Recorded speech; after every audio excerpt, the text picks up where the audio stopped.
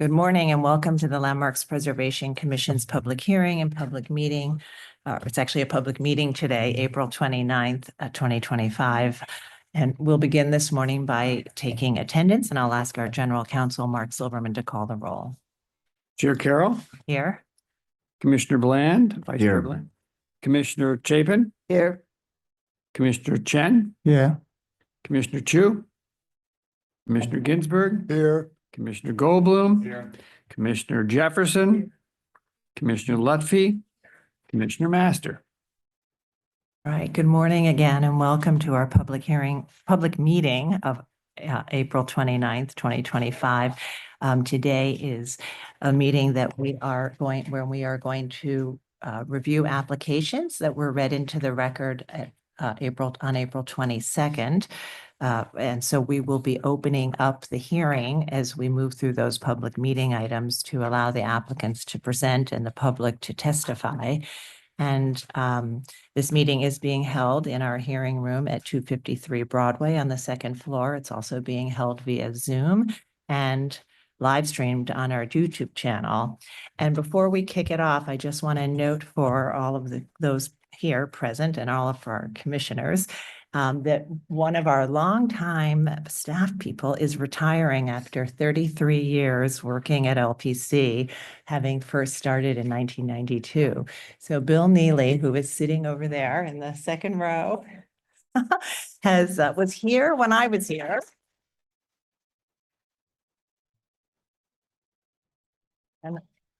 And Bill was started actually 2 years before I did, and I have such great memories of when I came and you were sitting across from me, the cubicles, and provided lots of guidance. So at that time, Bill was working as a landmarks preservationist in the preservation department, as was I. And he's gone on to hold a variety of positions here. For a while, he was the director of the Historic Preservation Grant Program, and more recently, for many years now, a deputy director in preservation. And it's going to be a real change not to have you around and your expertise. And so thank you so much, Bill, for all of your service. I want to kick it over to Corey, who has a few words. Yeah, if I could just add to that, in recent years, in addition to supervising preservationists on a regular basis, Bill really helped to innovate the way that the preservation department plans for and tracks application assignments from month to month, developing formulas, identifying trends, and helping to regularize and balance docketing to our large preservation staff. He's also been the supervisory member of the Business Express team, where he supported those staff by sharing his really vast knowledge of New York City storefronts and expeditiously reviewing applications and permits to meet those important service goals. In addition, Bill has taken countless meetings with applicants over the years, helping to guide many preservation projects and putting them on a path towards approval.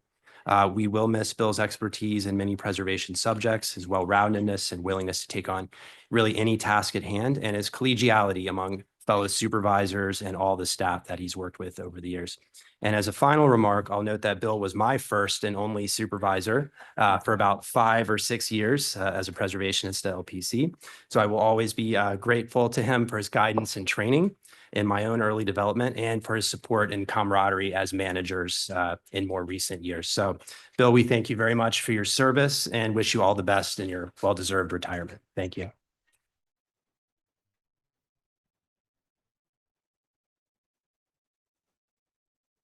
With that, we will move to our public meeting agenda. Right. We'll start with Preservation Department public meeting item number 1, LPC 25-07216, an application for a certificate of appropriateness in the Borough of Manhattan, Block 510, Lot 38, 300 Lafayette Street in the Soho Cast Iron Historic District Extension. This is a commercial building designed by Cook Fox Architects and built in 2016 to 2019. The application is to install signage. This was read into the record at the public hearing of April 22nd, 2025. It was not presented at that time and no testimony was taken, so we'll see it for the first time today. No applicants will present after we open the proceedings. Okay, and we'll need a motion to do that. Commissioner Lutfi, would you make a motion to open the hearing? So.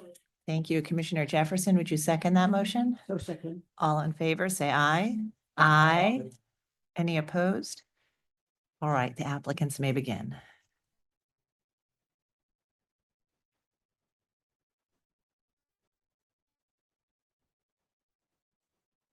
Hi, good morning. My name is Marika Morrow, Senior Manager of Retail Operations at New Era Cap. I've worked closely with our partners to refine and update the application you see here today based on the feedback we received at the community board level. Today, you'll see a revised proposal developed in collaboration with our architecture team at TPG, along with support from our technical partners specializing in both digital displays and signage. We're looking forward to walking you through the updates, and we welcome any thoughts, questions, or feedback you might have during the discussion. Thank you.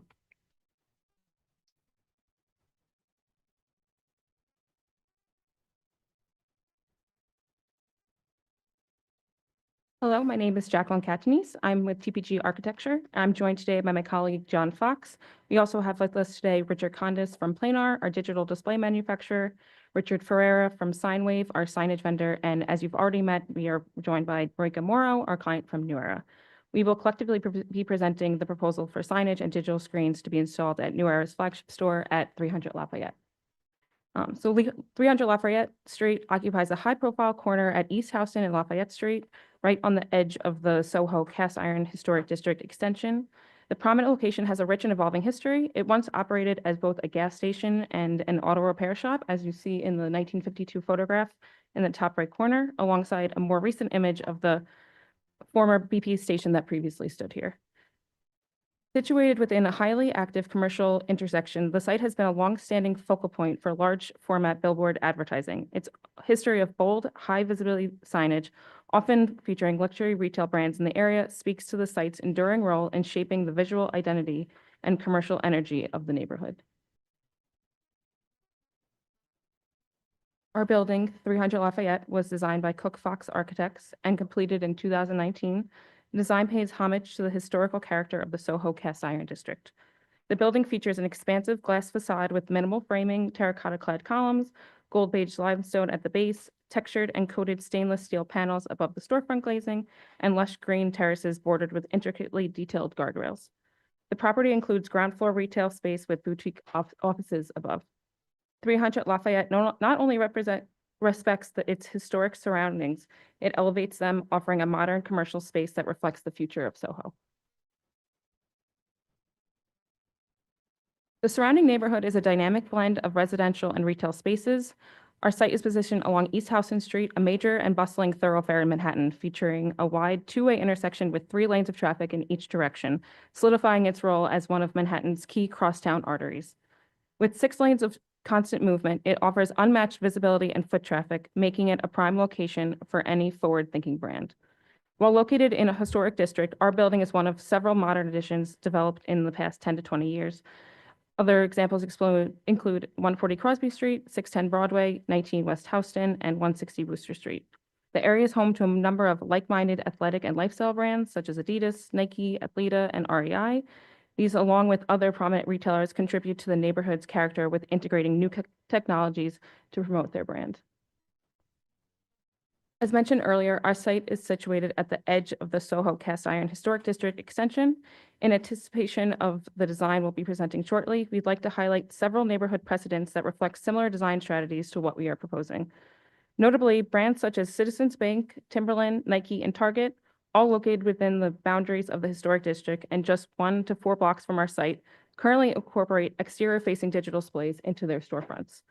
Directly across the intersection on East Houston, Adidas prominently features full-height digital screens spanning its facade. While that property lies just outside the official boundaries of the historic district, it remains very much embedded in the commercial and visual context of our immediate area.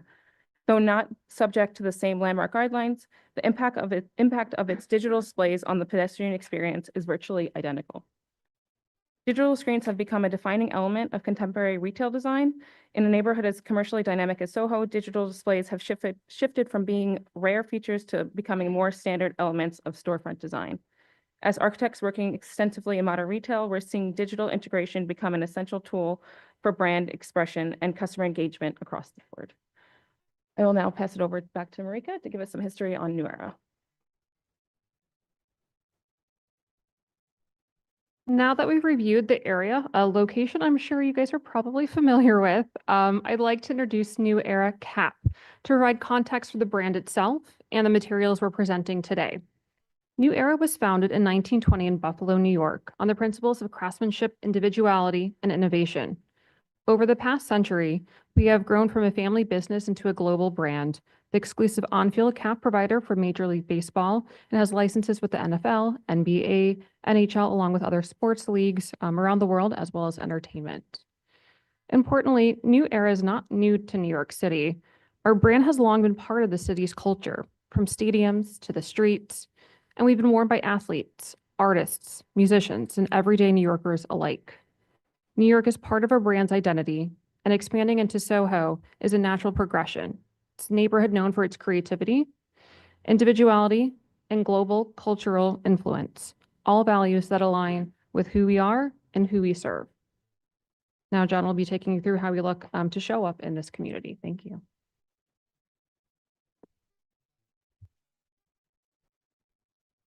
Good morning. My name is John Fox. I'm with TPG Architecture, and I'm going to speak a little bit about the proposal of signage and screens and some of the technical information. What we're looking at here are the elevations of the building prior to the signage being installed. As Jackie had noted, the building features a large glass facade. Terrace is lined with greenery, terracotta, and limestone panels. In keeping with the types of signage and digital screens in the general vicinity, we are proposing the following for your approval.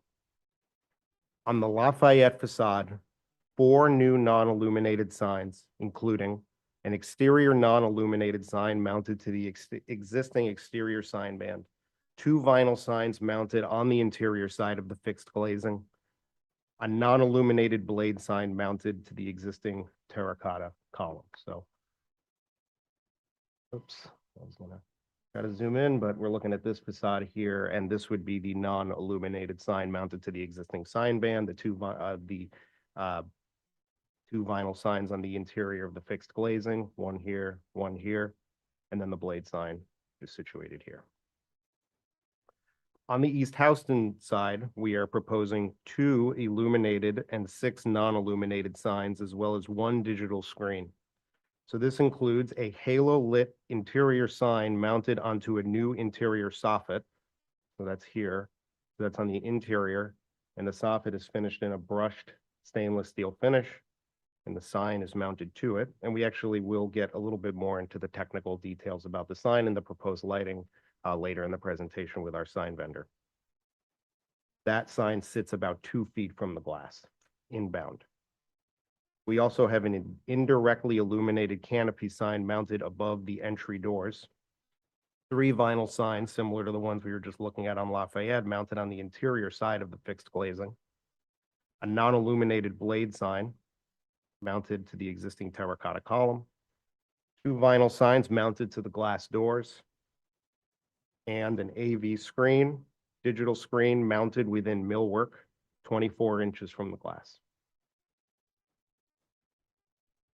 On the Crosby facade, so looking here, we're proposing 2 illuminated and 5 non-illuminated signs, as well as 1 digital screen. It's very similar to what we were just looking at on East Houston. We have a similar detail here, another soffit. There's a mechanical soffit that we built, and we're mounting signage to it. Halo lit, also about 2 feet from the glass. 2 vinyl signs, similar to what we were looking at before, here and here.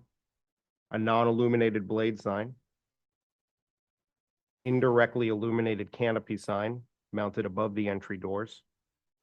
2 vinyl signs mounted to the glass doors.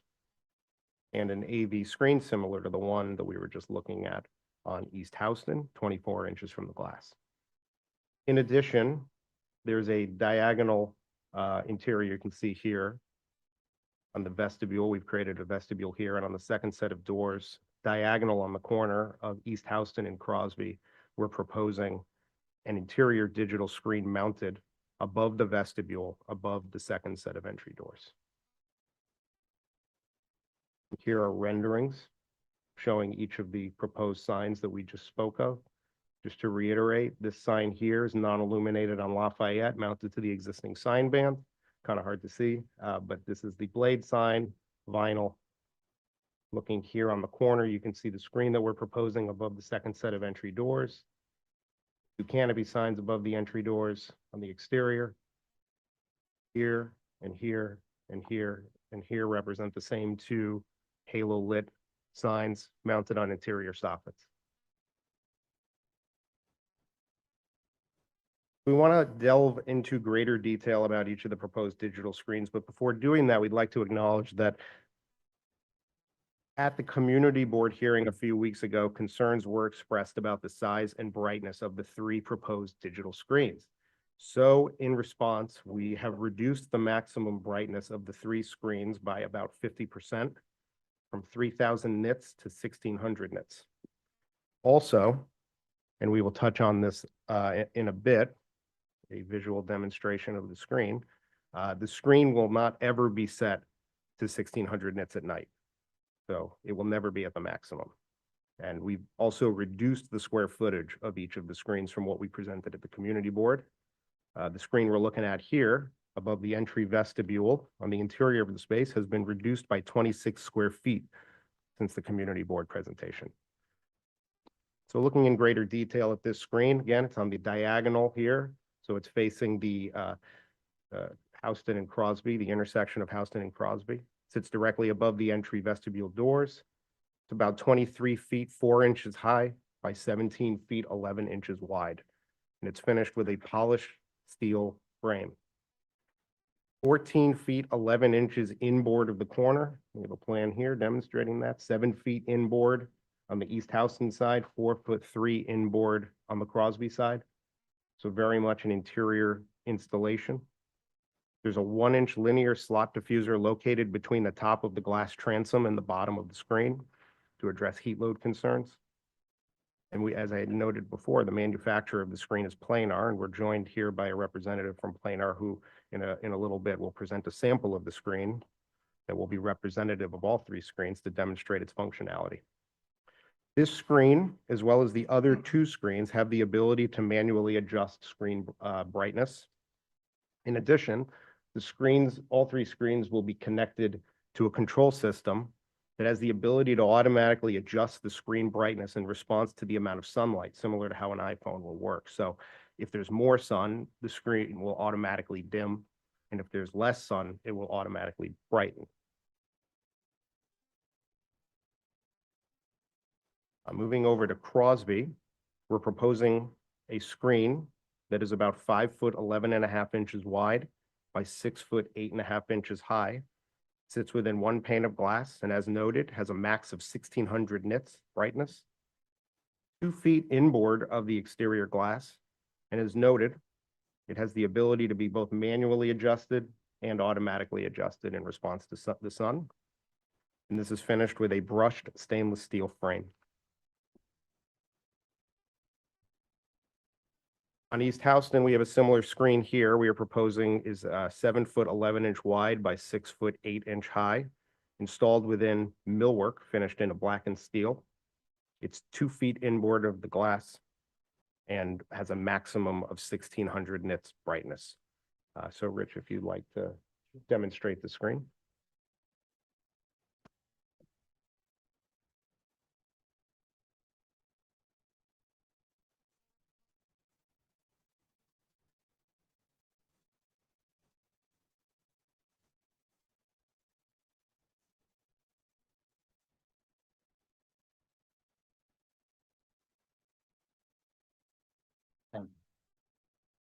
Okay, thank you. I'm Richard Condis, applications engineer with Planar. We're a display manufacturer. And this is a sample of the display. So I just wanted to demonstrate that it's infinitely kind of variable in 100 steps. In percentages, the brightness, right? So you can see that this is very dimly lit here, right?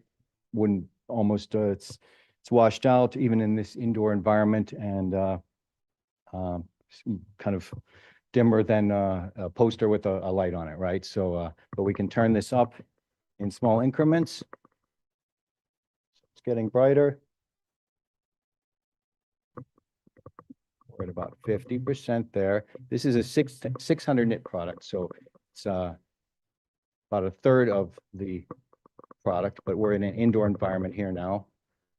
If we opened these shades, this is now at 600 nits. If we open these shades, the appearance of the screen would look the way it did when we first had it on, right? It would be dim and washed out because of the ambient light. So I was just here to demonstrate that we can control the brightness in many steps with a control system automatically. Sensor, light sensor that can get placed in the window to read the ambient light, and then it speaks to the control system, and there's thresholds set to adjust the screen automatically. I'll also show you that this is a screen with black and the planar logo. If we do go to a full white screen, it does put out more light, and that would be kind of the worst case scenario for brightness if it was a full white screen, right? So that's at 7% brightness, so it does get lower, but if I turn this one up to 100, that's the end result. I also wanted to demonstrate that, so this screen is 600 nits, the proposed screens are 1600 nits, which might be run during the day sunlight hours. At night, it would be dimmed to the appropriate ambient levels to match the conditions around the street. This is a flashlight, it's 1,000 lumens, and modern day car headlamps are about 4,000 to 5,000 lumens. And see, this shines on the wall, right? And it's a little, if you catch a glimpse of it, it's a little more abrasive to the eyes. Whereas this doesn't really, it's more of just a glow, right? It doesn't project, there's no focal point of the light. So it's just a kind of an even wash. And then obviously, you don't see anything really there, but if I put my planar logo back, there's not really much light coming out of there. That's about it, I think.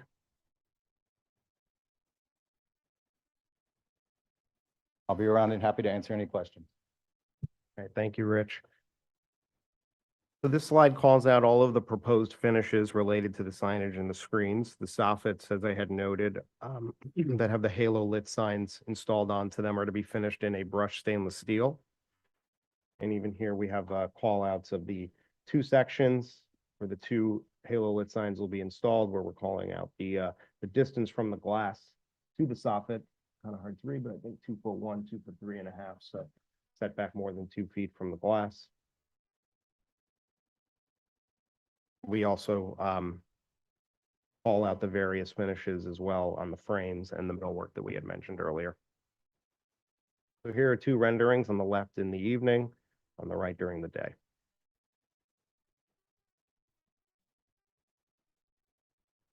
The following 3 slides demonstrate that the square footages of our signs and digital screens in totality are less than the maximum allowable areas at each facade frontage, and that we are in compliance with the New York City zoning resolution at each facade.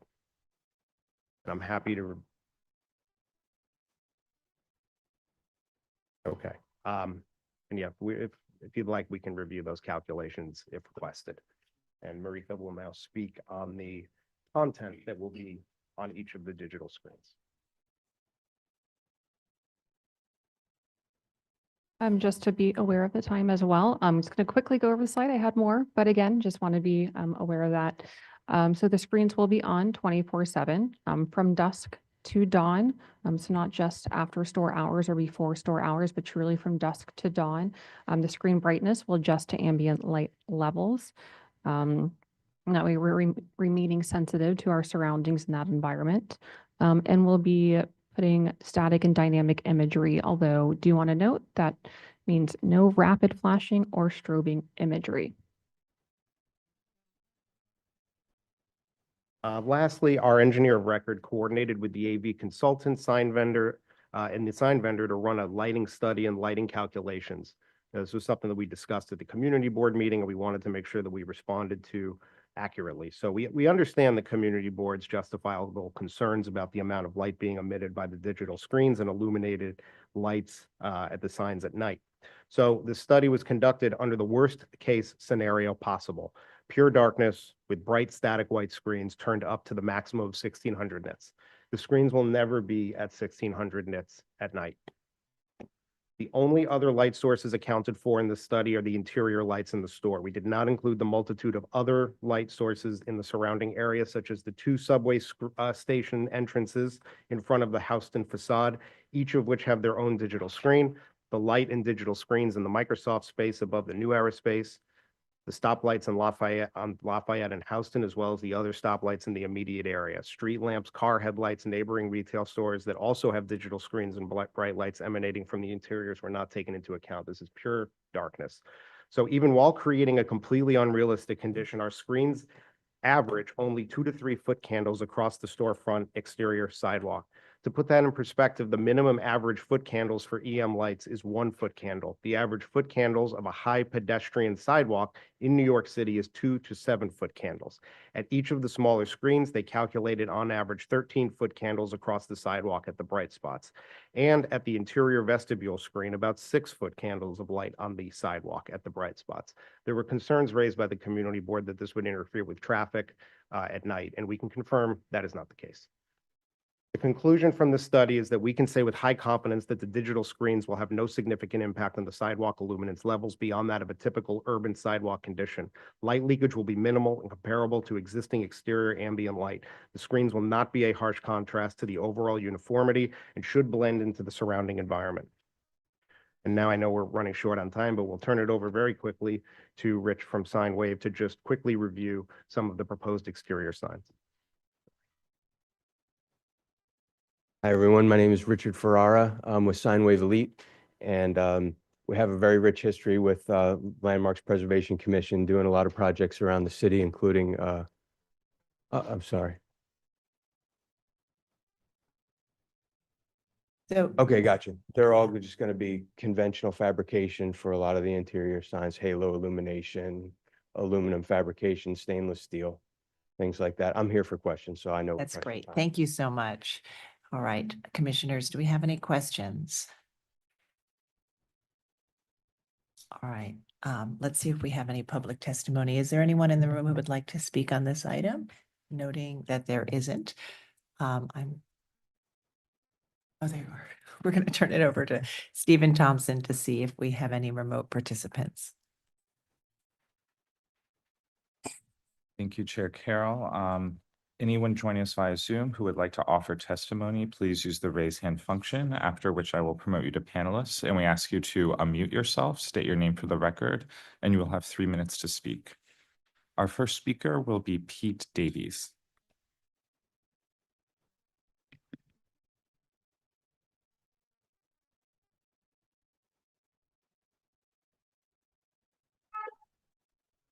Yes, good morning and thank you. My name is Pete Davies of the Broadway Residents Coalition, speaking in regard to New Era's signage plan for 300 Lafayette Street.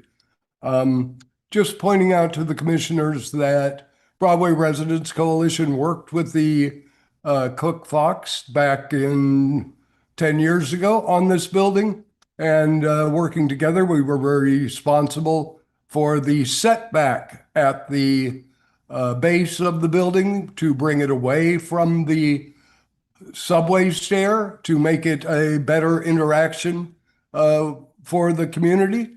We have a big concern about the diagonal screen. And I note that New Era, thankfully, has taken to heart a number of the concerns that were raised at the community board meeting and have made apparent adjustments. We still have concerns that this large sign placed above the entryway will have an overwhelming impact on the nearby area. And the lighting from that sign will be visible all the way down Houston Street as far as 6th Avenue due to the diagonal placement and the placement at the corner of Crosby and Houston, facing to the west to some degree.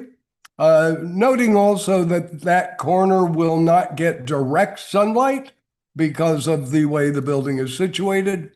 The commissioners have made note recently of technology overpowering the existing regulations.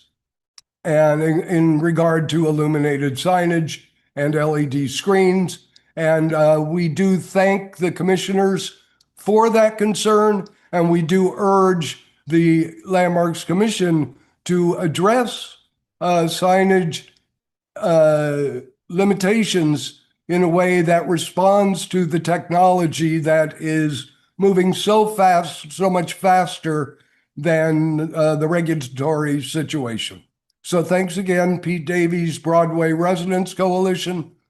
And we do hope that you will put more controls on this diagonal plan. Thank you. Thank you for your testimony. Our next speaker will be Christina Conroy.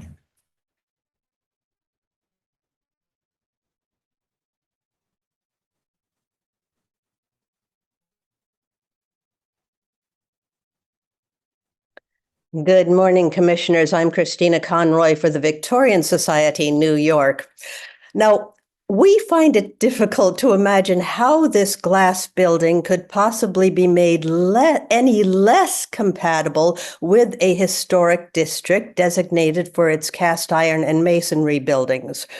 The applicant has managed to show us how to do this by proposing a multitude of eye-catching signs. They all say the same thing. They will serve to call additional attention to this building. The proposal is overblown and inappropriate. The commission has a mandate to reduce signage, which is overwhelming to a building or streetscape. There should be no more than 2 exterior signs approved for a single retail establishment in this building. Now, adding insult to injury is an enormous LED sign proposed just inside the entrance. The scale and type of this sign would be suitable for district in Times Square. It's not appropriate for the Soho Cast Iron Historic District. It should be significantly reduced, if not eliminated altogether. Thank you, Commissioners. Thank you for your testimony. Anyone else joining us via Zoom who would like to speak, please use the raise hand function. All right, seeing none, I will note for the record that Manhattan Community Board 2 recommends mixed approval, recommending denial of all screens, but approval of all non-illuminated signage. Thank you. Would you like to respond to the Sure. comments we've heard? So I'll start with Pete's comment. Thank you, Pete, for your feedback. We did work very hard to try to make it comply with the recommendations that you and the community board had outlined a few weeks back. We did attempt to reach out to you through the LPC, and we did not have success in doing so. I think we may have been able to speak offline about these things. So just wanted to be known on the record that we did try to make that that connection. We understand the concerns, but the light study shows otherwise, Pete. So we don't agree that the light will be emitted all the way down 6th Avenue. We did a technical light study by our engineer of record, and it showed otherwise. So while it may seem that way, that was confirmed not to be the case. And as far for Christina's comment, we can only operate within the current zoning resolution. There are other regulatory processes to address those sorts of concerns that are not relevant to this conversation. We're here operating under the current framework, and what we're proposing is compliant with the New York City zoning resolution. We understand there's varying opinions about what this neighborhood should be. However, there are screens larger than ours in this neighborhood, shining towards our building. And I understand in Adidas's case, it's not part of this district, but it's still part of the overall fabric of the community. And if you're an average pedestrian, you don't know where the line of the boundary of the Soho cast iron starts and stops. So we politely disagree that this would be anything out of the ordinary than what's already in the neighborhood on an extraordinarily busy thoroughfare. I just wanted to point out that the screens in Times Square, we're talking about hundreds of meters, 100 square meters of screen, right? This is in the single digits or double digits. And in addition, those Times Square screens are more than 5 times brighter than what's being proposed here, 8,000 nits versus 1,600 nits. And we still have the full flexibility to turn these screens down. The objective is to meet the ambient light conditions of the environment and not blow out the street with light. I think it'll be a tasteful installation. Great, thank you very much. Commissioners, do we have any other questions? Any final questions? Yes. So just ultimately to sum up, we found a beautiful space on the edge of Soho with existing large windows on Houston. We believe in the vision for this space and we believe in being a good neighbor. We really hope this shows a path forward on how we can work together and be part of the community. Thank you. Thank you. All right, so if there are no other final questions, we'll move to our discussion. Commissioner Chen, would you make a motion to close the hearing? So moved. Thank you. Commissioner Ginsburg, would you second that motion? Second. All in favor, say aye. Aye. Any opposed?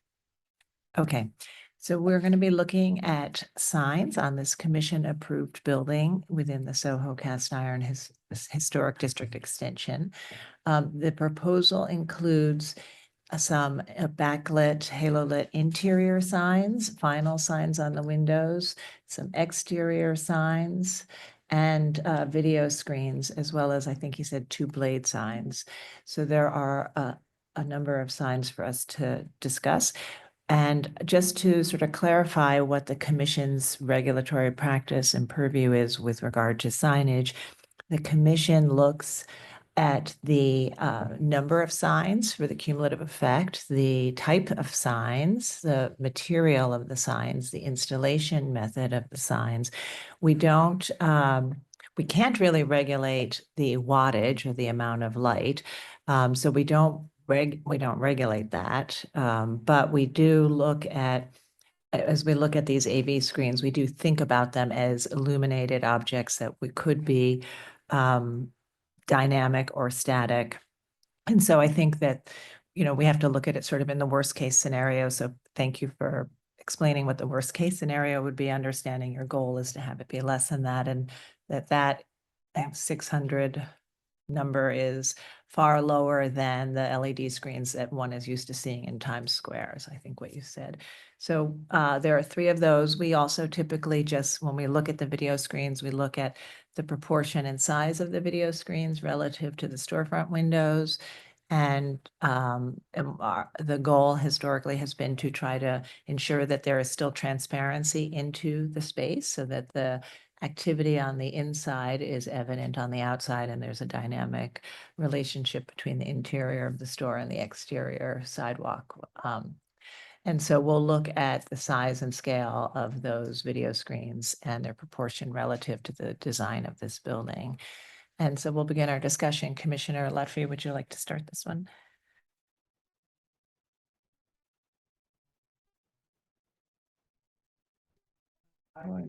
Mike. Thank you. I really appreciate the applicants sharing with us sort of the degree of brightness associated with some of these signs. Fact that one of the major signs in size has been some conversation and really hearing of the local community. I actually want to say that a few things. First of all, in terms of this geography,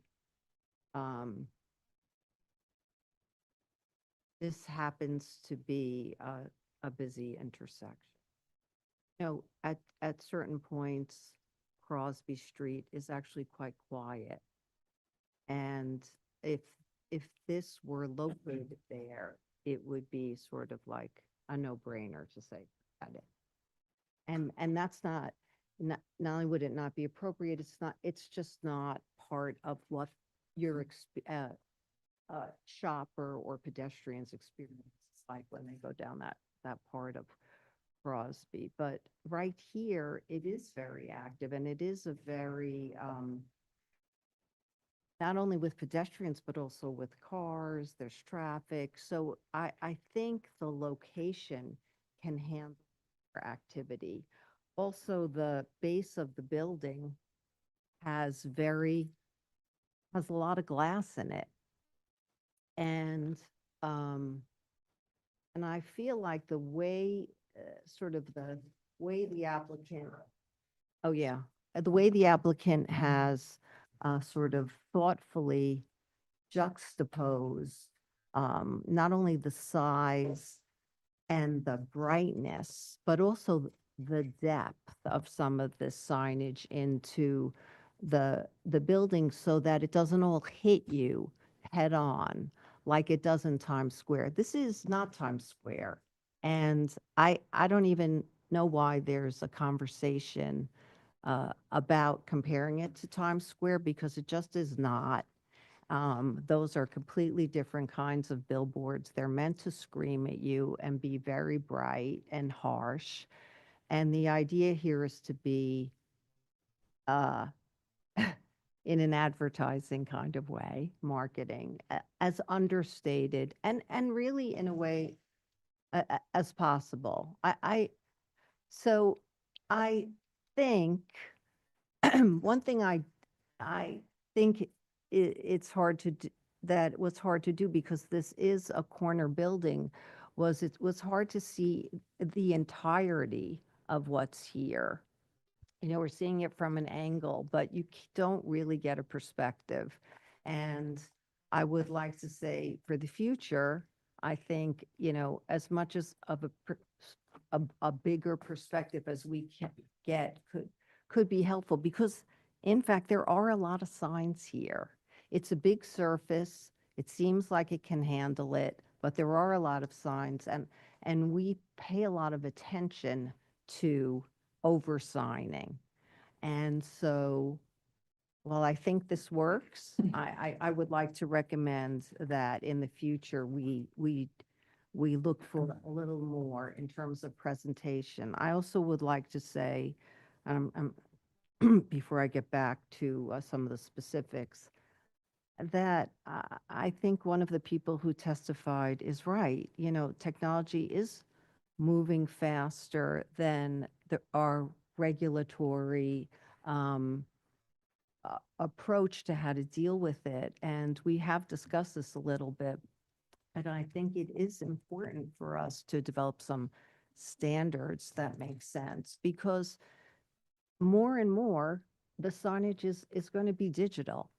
The good news about digital is that, you know, applicants won't be putting, they won't be making incursions into the facades of these buildings to hang things, but I just feel like we're not 100% prepared for it. So I can approve this based on all of that. And you know, I think we have to rely on the applicant to be thoughtful and diligent about the brightness of the signage. And I appreciate the fact that they are already paying attention to it. And I have a sense that there will be as things are installed if we approve it. But to me, the halo light signs look fine. The vinyl signs are fine, the blades, the applications to the door. I do also want to note that we have approved some signage like this already on Flatiron. So we do have a precedent for it. And I think the signage on the exterior and interior that's illuminated, but is not digital is also quite nice.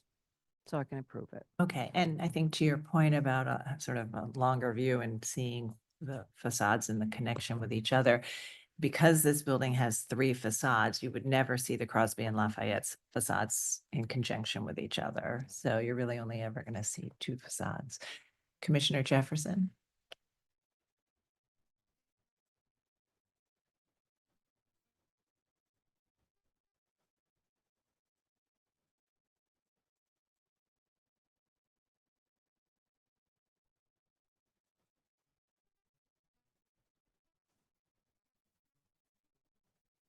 I think they're adequate.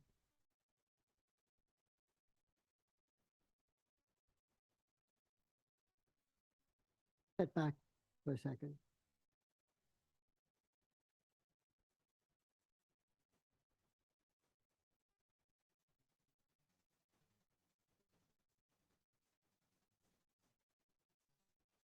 Quite useful.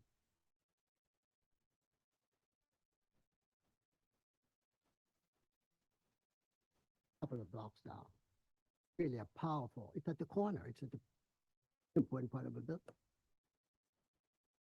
I can accept it because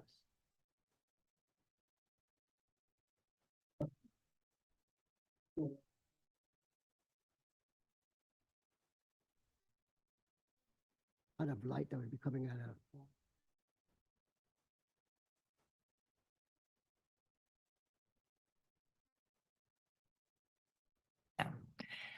Commissioner Goldblum. In the district, and it's right across the street.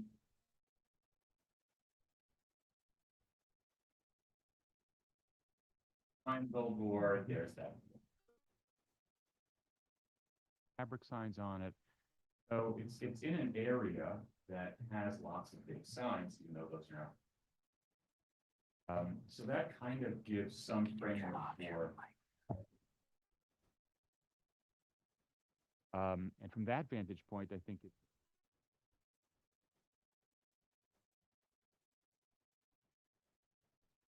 At vantage point, I think that thinking back on projects that we question that all the signs except for the diagonal are well within the blade sign,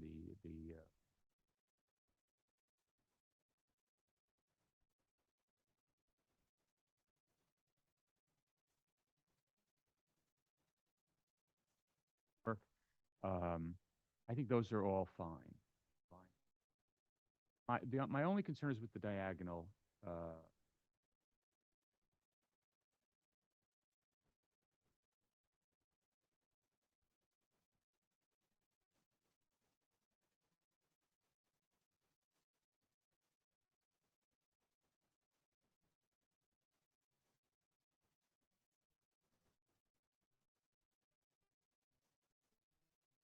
Right across the street and looks out on.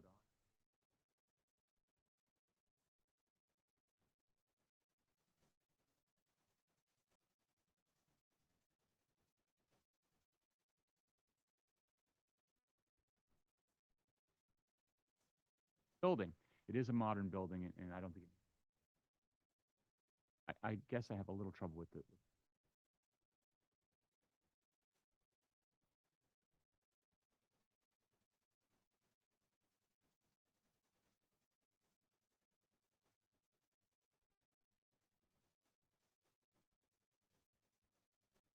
Again, I think because this building is, while it's commission approved, it's a new building, and it also in many ways has a very abstract relationship to the historic district. So it may be that signs that are not necessarily typical for other buildings in the district may work here.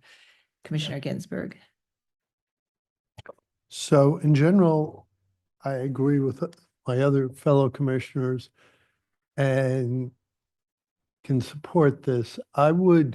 The interesting thing about the angled sign and the two other video signs is we want transparency. And by raising the angled side above the glass doors, et cetera, we have full transparency into the store. And then the other video signs are taking up one bay with transparency around it. So I think given that and everything else that's been discussed, I can approve this. All right, Commissioner Chen.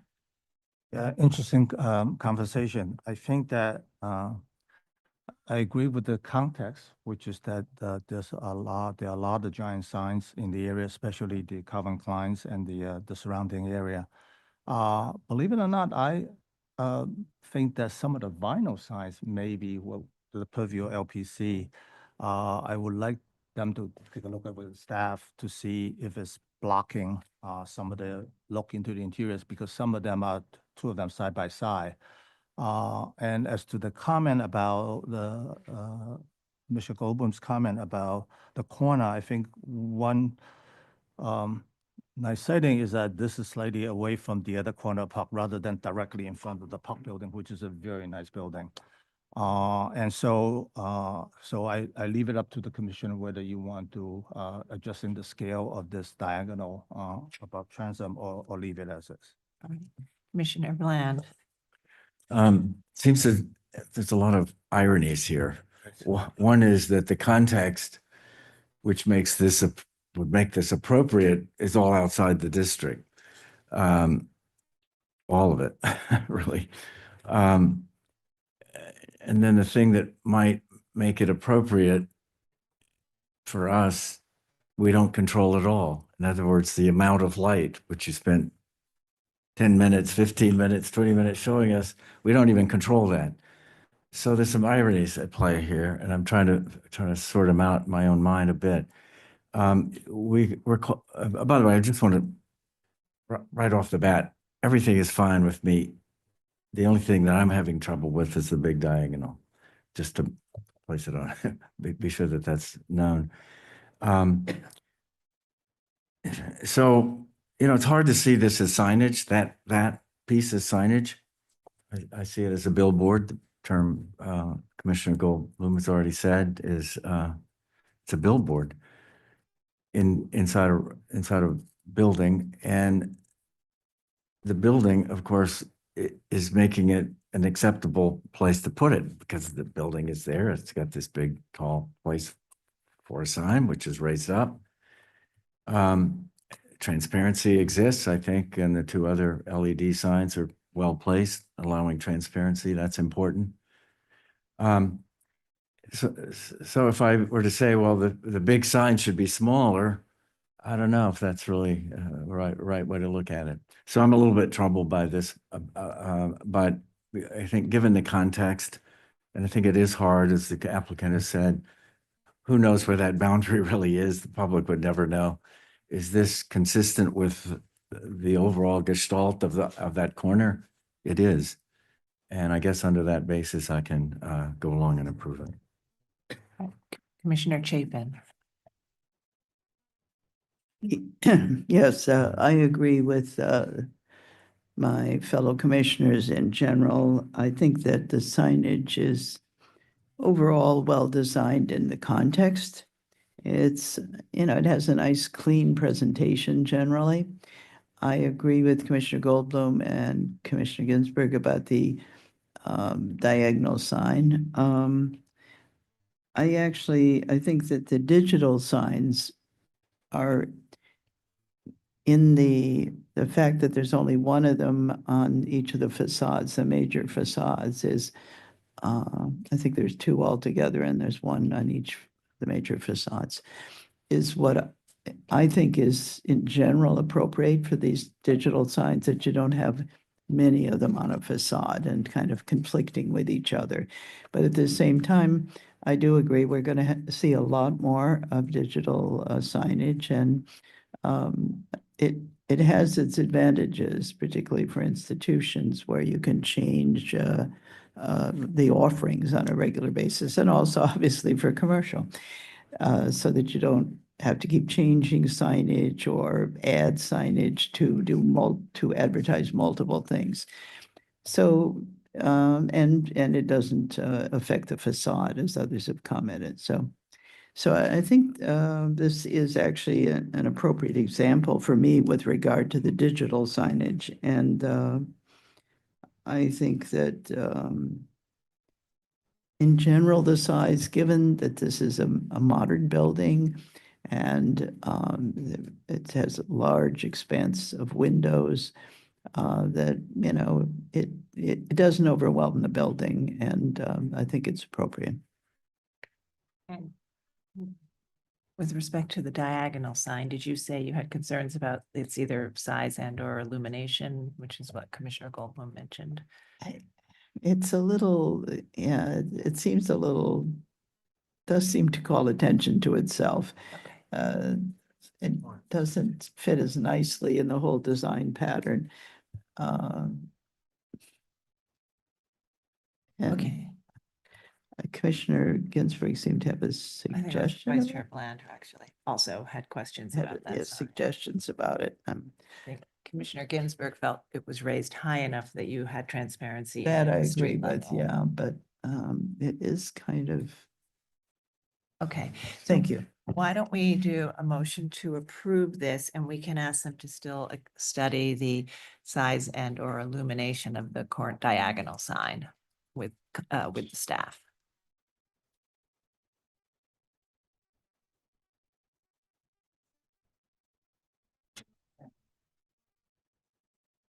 In the matter of docket 25-07216, 300 Lafayette Street, Soho, Cast Iron Historic District Extension.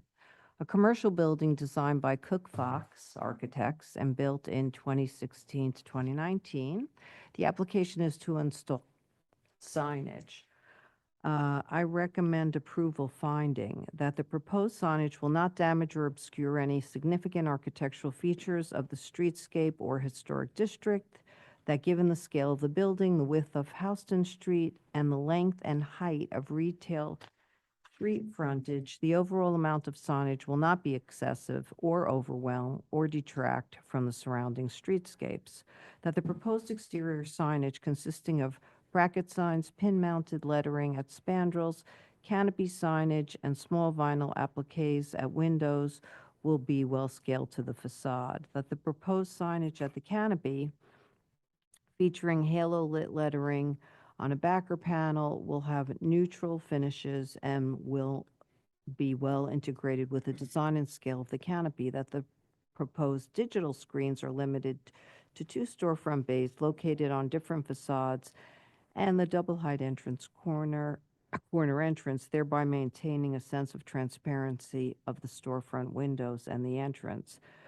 That the interior illuminated signage will be set well back from the display windows and will not call undue attention to itself, and that the work will not detract from the special architectural and historic character of the Soho Cast Iron Historic District Extension. I recommend that the applicant continue to study the size and illumination of the diagonal sign, working with staff. And I think it's but. Okay. Commissioner Jefferson, would you second that motion? And Mark, will you call the vote? Chair Carroll, Aye. Commissioner Bland, Aye. Commissioner Chapin, Aye. Commissioner Chen, Aye. Commissioner Ginsburg, Aye. Commissioner Goldblum, Commissioner Jefferson, Commissioner Lutfi. Aye. With 8 in favor and none opposed, the motion passes. All right, that's approved. Thank you. And we'll move to the next item. Next item is public meeting item number 2, LPC 25-07629, an application for a certificate of appropriateness in the Borough of Manhattan, Block 630, Lot 139, 687B Greenwich Street in the Greenwich Village Historic District. This is a row house designed by Proposition Architecture and built in 1987. The application is to construct a rooftop bulkhead and modify a facade. This was read into the record of at the public hearing of April 22nd, 2025. It was not presented at that time and no testimony was taken. It will be presented for the first time today. And the applicants will do that after we open the meeting. Thank you. Commissioner sorry. Jefferson, would you make a motion to open the hearing? Thank you. Commissioner Goldblum, would you second that motion? All in favor, say aye. Aye. Aye. Any opposed? Okay, the applicants may begin.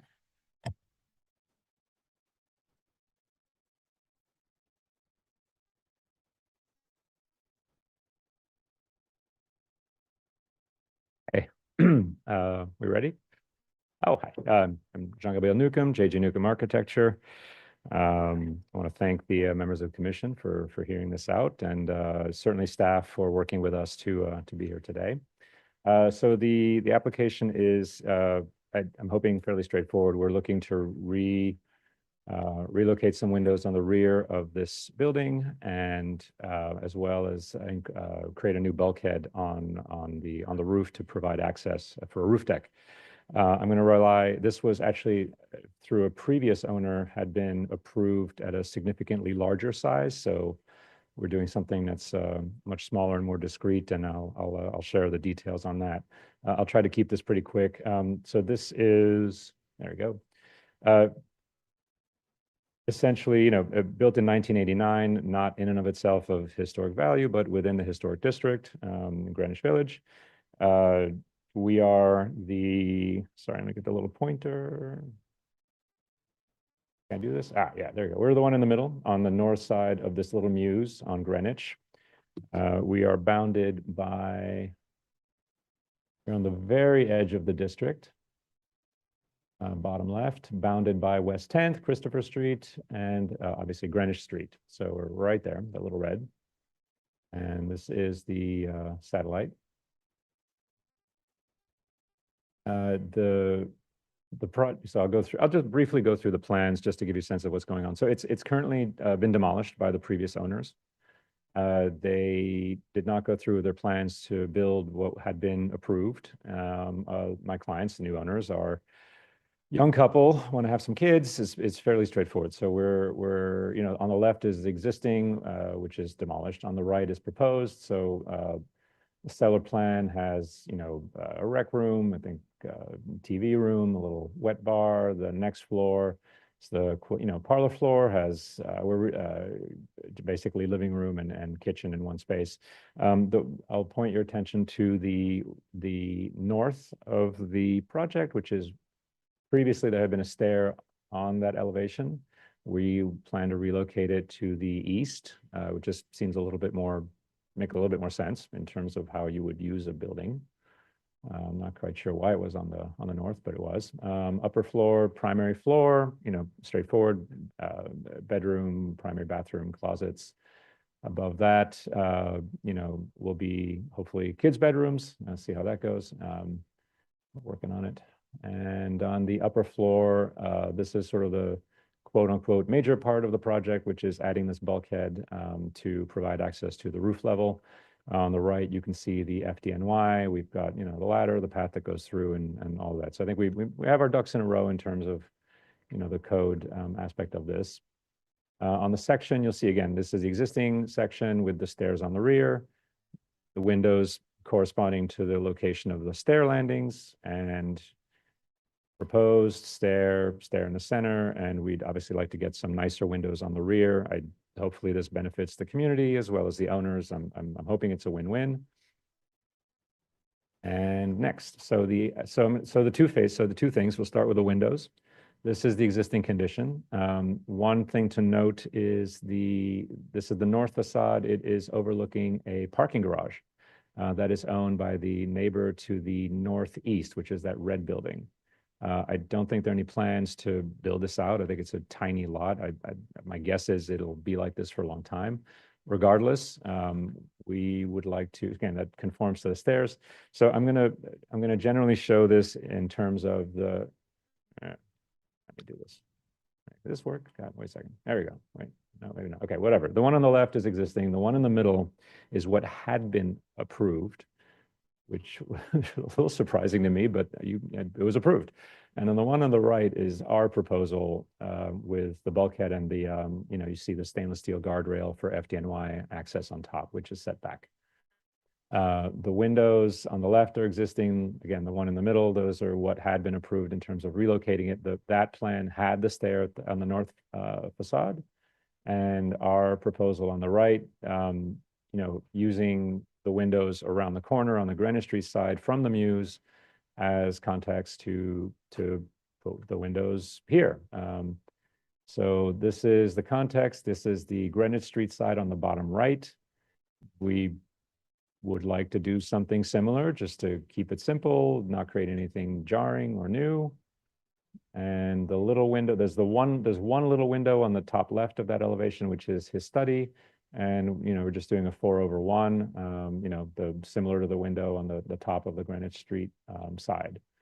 So that is the windows. In terms of the bulkhead, this is the bulkhead. We've kept it as small as possible, just trying to keep it as discreet as we can.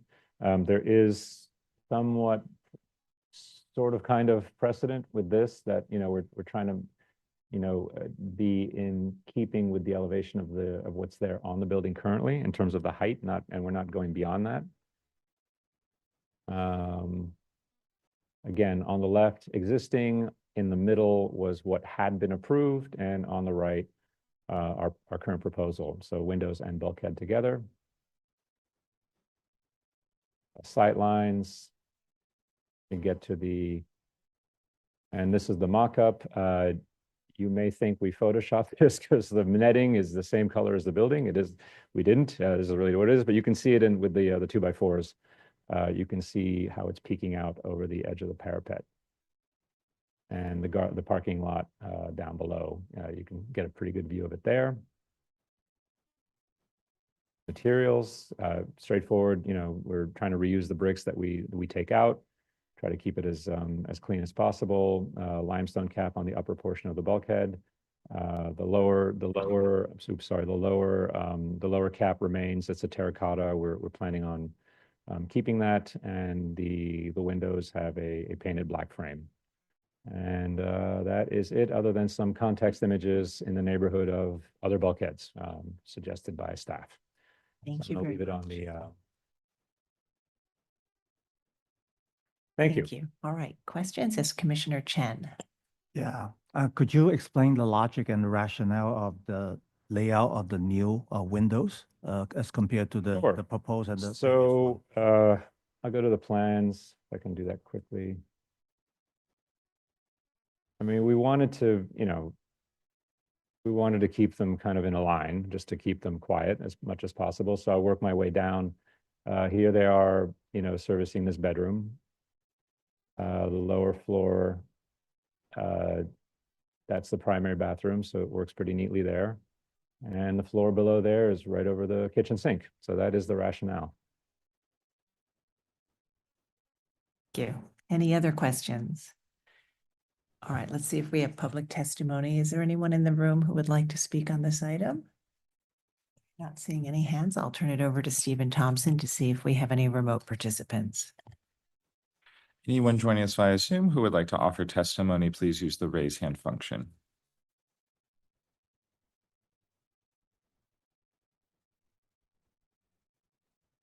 All right, seeing none, I will note for the record that Manhattan Community Board 2 recommends approval. All right, thank you. So commissioners, if there are no final questions, I think we can move to our discussion. Commissioner Chen, would you make a motion to close the hearing? So moved. Thank you. Vice Chair Bland, would you second that motion? Second. All in favor, say aye. Aye. Any opposed? Okay, the hearing is closed. And so this is a proposal to modify lot line windows, to create new lot line windows that are in a line and a set of paired windows that reflect the paired windows on the front and rear facades of the building, and to construct a stair bulkhead. And these would be visible over a parking lot from West 10th Street.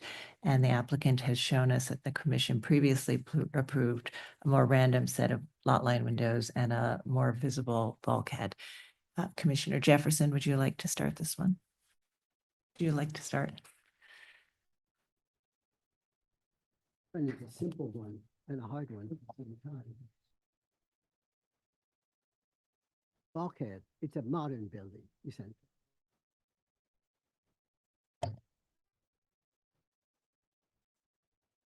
Bulkhead is approvable, but the question.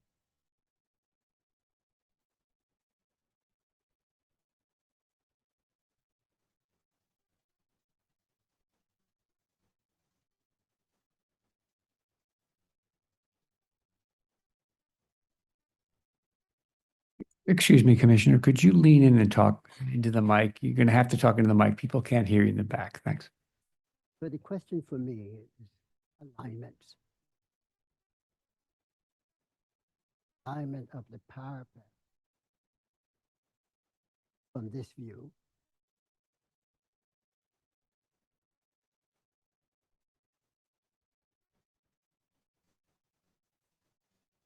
Third option is to make the bulkhead subordinate to that end. So just so our members on Zoom can hear, the question was whether the parapet line should align with the front and whether the bulkhead should be a different material to be subordinate. One thing I would note is that the parapet line is continuous right now. We previously approved something that raised it in the back. So this would maintain the existing condition with that alignment. And with respect to the material of the bulkhead, one thing this rendering doesn't show, and the photos of the mock-up shows, is that the building that wraps around this is very red. It's a painted red. And so in the views where you see it, I think that the red brick was chosen to blend in with that surrounding building in the background. It sort of matches, it blends away with the backdrop.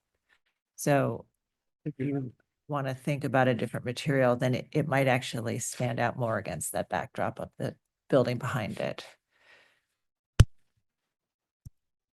Holy mackerel. Not removed. Yep, it's okay. Testing 1, 2, 3. Just speak right into the microphone. Can you hear me now? Yeah. I could hear that.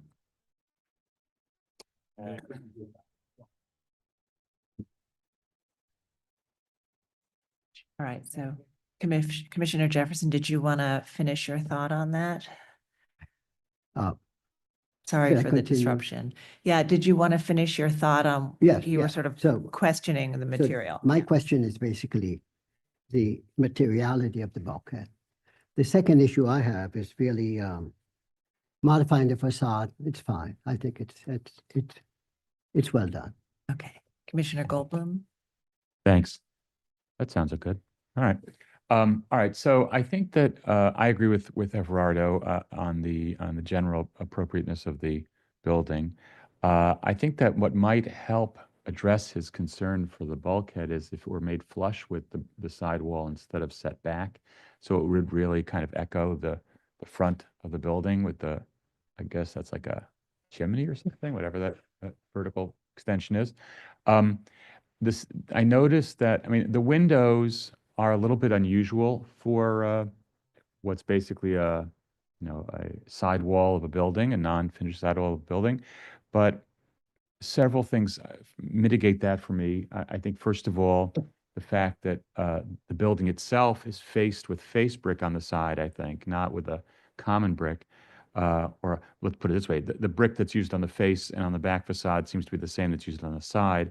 So it does have a kind of a frontality that you wouldn't associate with a kind of more traditional older building.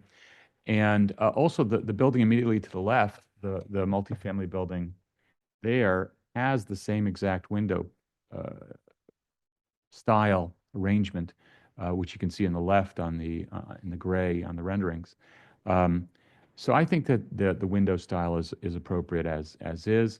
I think that the bulkhead is fine as is, but if they wanted to make it flush, it would probably address Everardo's concern in a way that might make it better. Okay, Commissioner Ginsburg. So I think the windows on the facade are fine. I think the massing of the bulkhead is fine. I was going to suggest that I thought the material, the bulkhead should look more like a utilitarian structure. However, as the chair pointed out, given the red brick behind, it will somewhat disappear with the brick. So I guess I can accept the red brick. I might take out the stone surrounds on the windows and just make it a little simpler. But I can approve this and leave it to staff to work out. Okay, Commissioner Chen. I share the commissioner comment. I think that the windows are fine. I think the bulkhead, the choice of the red brick has been just alluded to. It may, if you try to set it in a different color, a different texture, material may just create additional. I think it may be best to leave it as is. Vice Chair Bland. I like it just as it is. I think this is a bulkhead that doesn't read as a bulkhead. It reads as a partial top story. It's much less intrusive than what we had approved before, which I think is good probably here. So I don't really view it as a bulkhead that that needs to be differentiated in some way with a gray material, as we often do, metal. I think this is just a little piece of a building that sticks up there. Not every bulkhead has to be. This is a piece of architecture that you can see and appreciate. I like it the way it is. Commissioner Chapin. Yeah, we normally ask that bulkheads really be a different materiality and color and so forth. And obviously the architect was trying to make this sort of blend in, which he successfully did, as Commissioner Bland just said. So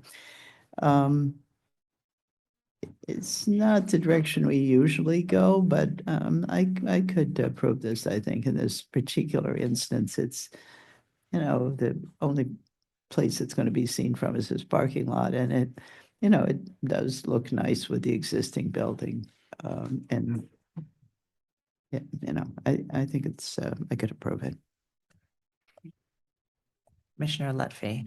Yeah, I happen to agree with my fellow commissioners about this. I want to compliment the applicant because I really think the design here is very restrained.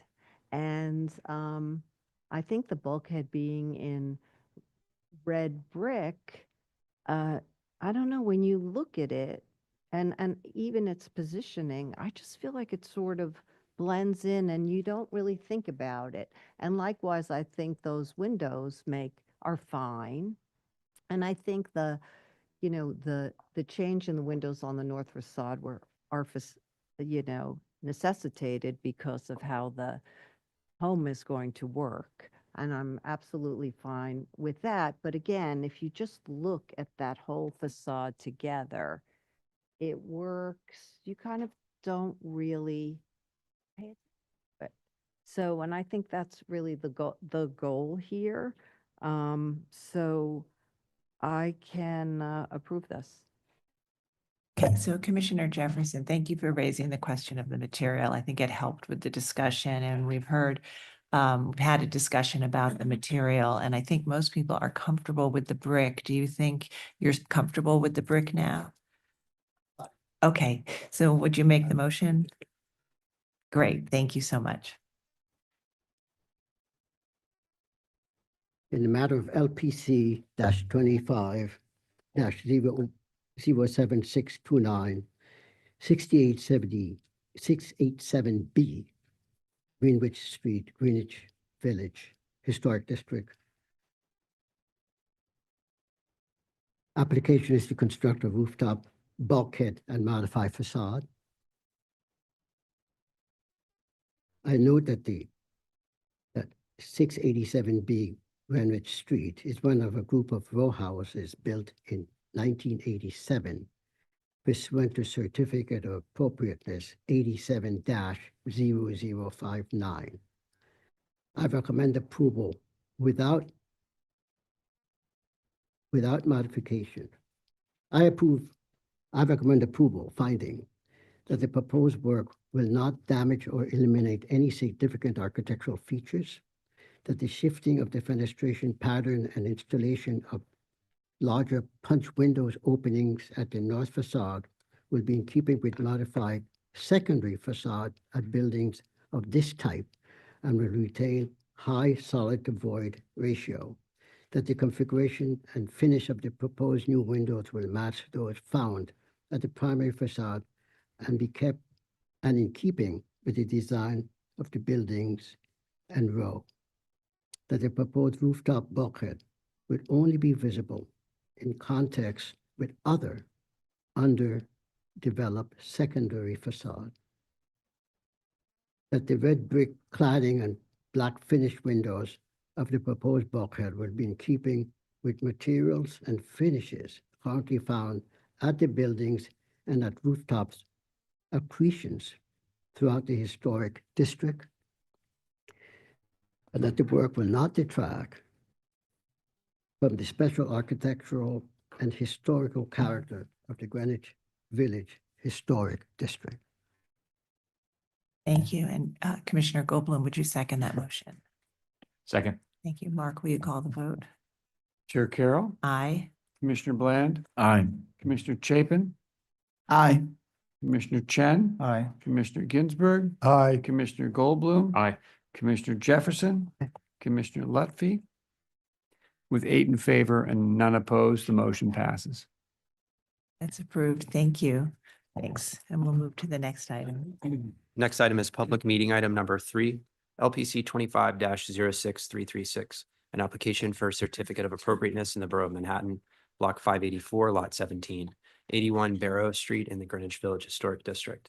This is an Italianate style row house designed by James Vandenberg and built from 1852 to 53.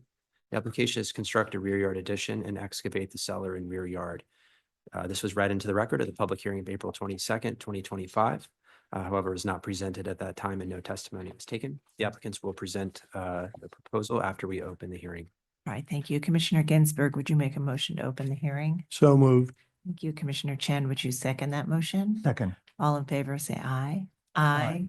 Any opposed? All right. The hearing is open and the applicants may begin. Good morning. My name is John Gordon with Sook Design. Sook Design. Sook. And Macy Bollemacher. Design. And Valerie Campbell also. All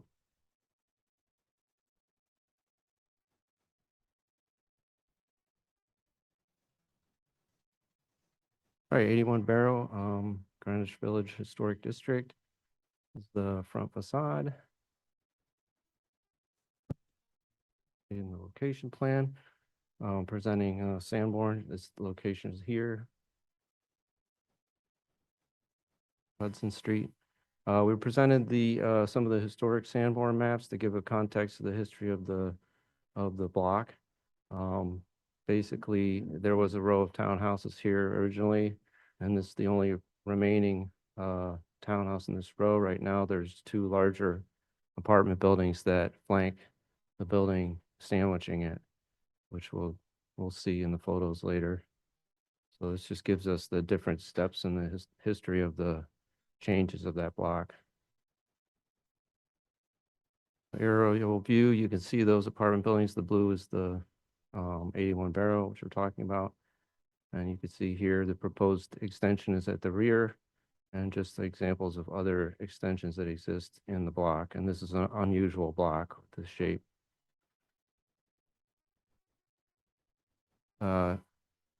The tax photos from 1940s and 1980s.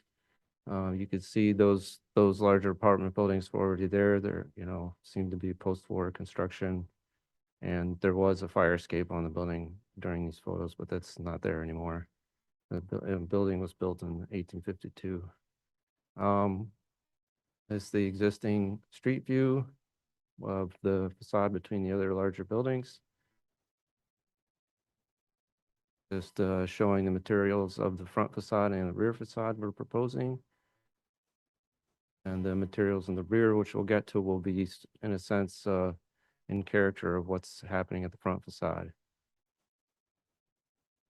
Here's the photos of the existing rear facade. This is more of a close-up. You can see it's got some existing projecting balconies and deck. And this top floor is pushed back from the rest of the facade. I just want to mention that this facade of the rear was previously approved by Landmarks. Can't remember when, but it was previously submitted and approved. About 12 years ago, I believe. And this is a photo just of the same, but further back, you can see the larger buildings on both sides with the lots of ivies and planting, brick walls there. Now we're showing you some probes we did of the back facade. This is clearly just rebuilt because you can see metal framing inside the wall and even some concrete piers and whatnot. So this back facade was, and you can see the dense board and all that. So this is a rebuilt facade. It's not original condition.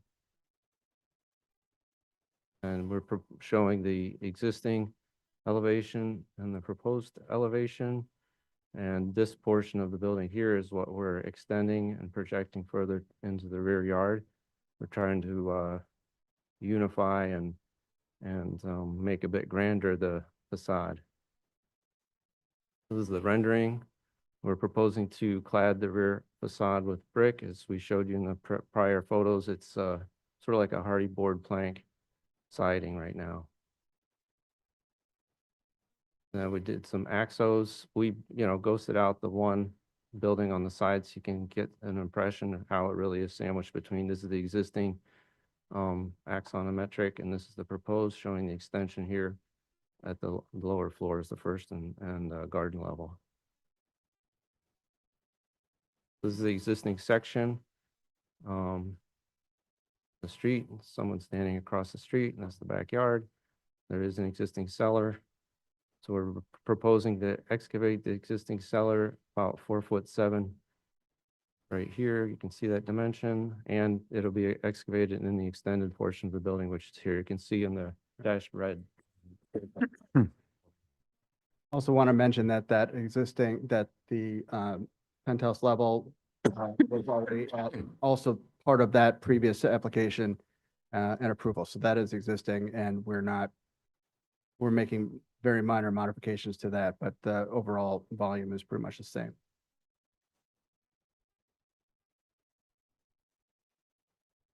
So this is the existing plans. Showing the main change we'll see in the next slide is what's going on in the back. See the proposed extension here. We have the dashed line showing where existing is.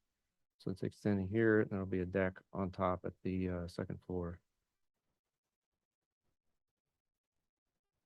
And we're looking at now photos, from like different vantage points from the house, looking into the backyard towards the back. This is looking in from that porch that sticks out, and you could see in the backyard there is a window here on 79 Barrow, which is a lot line window. And then further, most of the wall, as you can see in this photo, is covered with ivy. That's looking back at 79 Barrow. And this is standing in the back looking towards the back of the house. So 79 Barrows on this side. Lots of ivy. The wall has many lot line windows in different locations. So we will be blocking this window, and there's another window above it that'll be obscured but not fully blocked. This is a view of the rear yard, just the conditions we'll see when it's completed. So this is 79 Barrow here with the windows that are not being blocked. The extension comes to this point. And then rooftop, this is just the front deck. The only real change we're making here is just we're going to remove this landing here and put this stair just to continue down. So it's actually going to be less, stair bulk at that location. Otherwise it won't change. Put in, well, and then the top roof is existing. This is the existing deck at the top roof, and there'll be a very small elevator bulkhead here. We're adding the elevator, so. It's just the drawings of these spaces we just saw in those photos.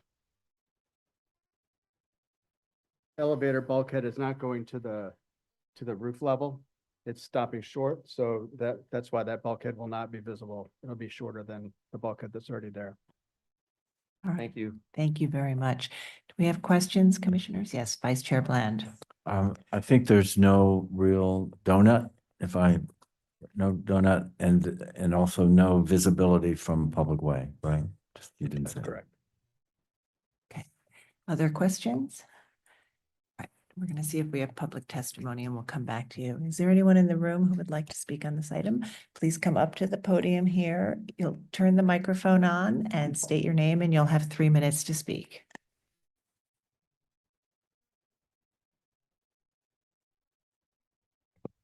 Is that working? Great. Hi, my name is Tova Katsir. I am the owner of the window that the new occupants of 81 Barrow Street plan to block. I live at 79 Barrow Street, and unfortunately, neither I nor any of my neighbors knew that there was a community board meeting on this matter in January, or we would have happily testified there, and I think they would then not have recommended approval. I bought my apartment in 2020. And this proposed enlargement will completely brick off the window in my second bedroom. I bought this as a 2-bedroom not for fun, but because I'd like to have a family there. Before I lived there, there was a little girl about 12 years old whose bedroom that was. She had access to that window. It does overlook the courtyard of the next door neighbors. Blocking off that window would then render that bedroom illegal, of course, and turn my apartment into a one-bedroom unusable by a family. The windows date from before the building became a co-op in '87. We were not able to ascertain when they were first installed, but we do know that in 2002, the Department of Buildings approved the conversion of the kitchen, what used to be the kitchen, into my second bedroom. So even though it is a lot line window and we have evidence showing the DOB stamp of approval, showing the bedroom as a bedroom with the DOB stamp of approval. So that was 2002. That's 18 years before I purchased the unit. And I purchased the unit on the understanding that although it was a lot line window, it had been legitimized and passed the test of the Department of Buildings. So I was actually given that paperwork by the previous owner who sold me the apartment. The previous two enlargements of 81 Barrow stopped short of blocking my window.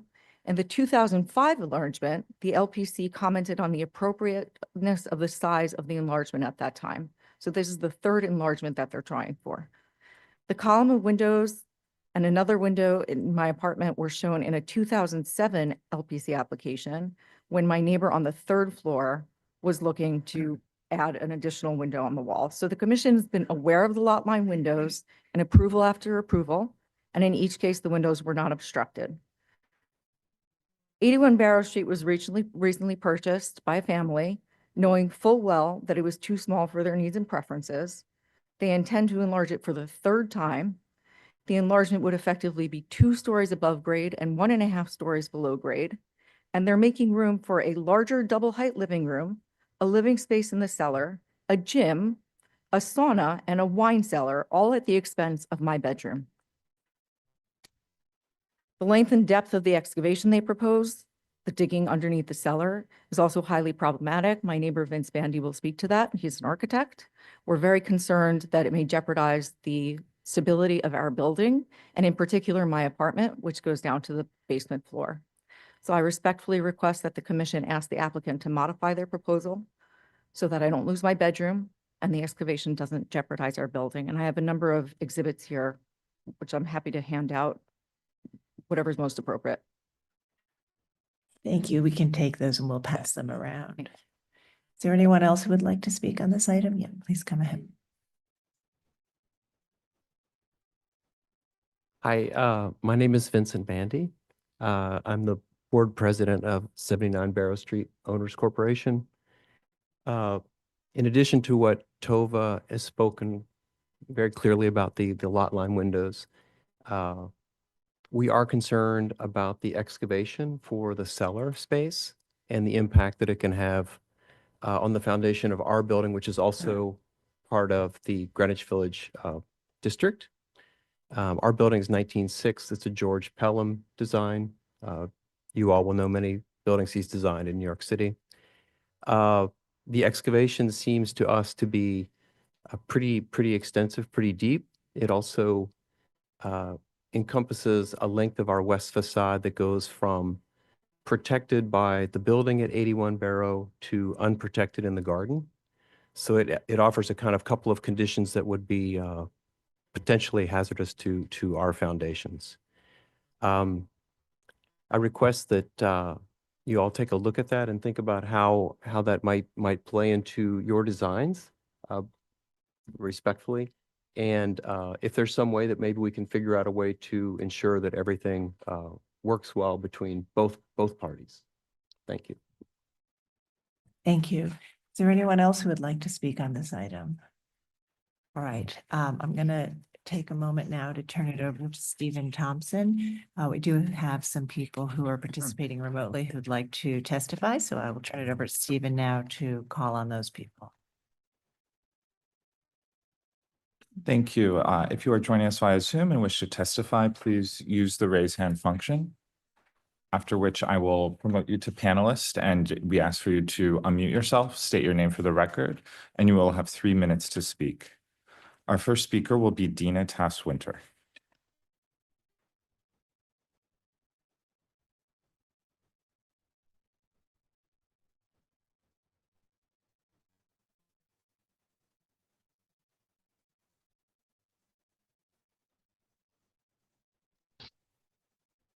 Good morning, Commissioners. My name is Dina Tasswinder, and I'm speaking today on behalf of Village Preservation. Thank you for the opportunity to testify. Village Preservation is concerned about the extent of excavation at this row house.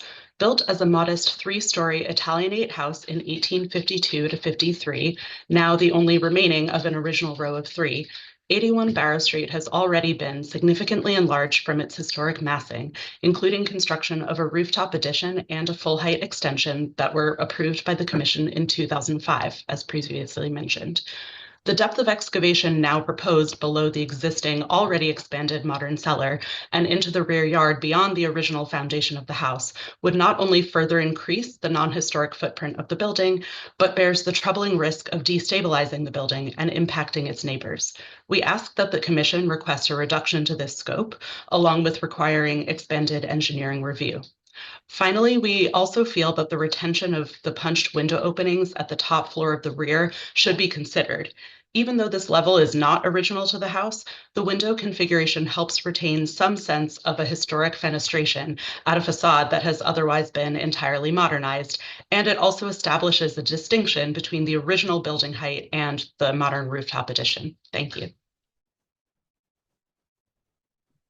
Our next speaker will be Carrie Harris.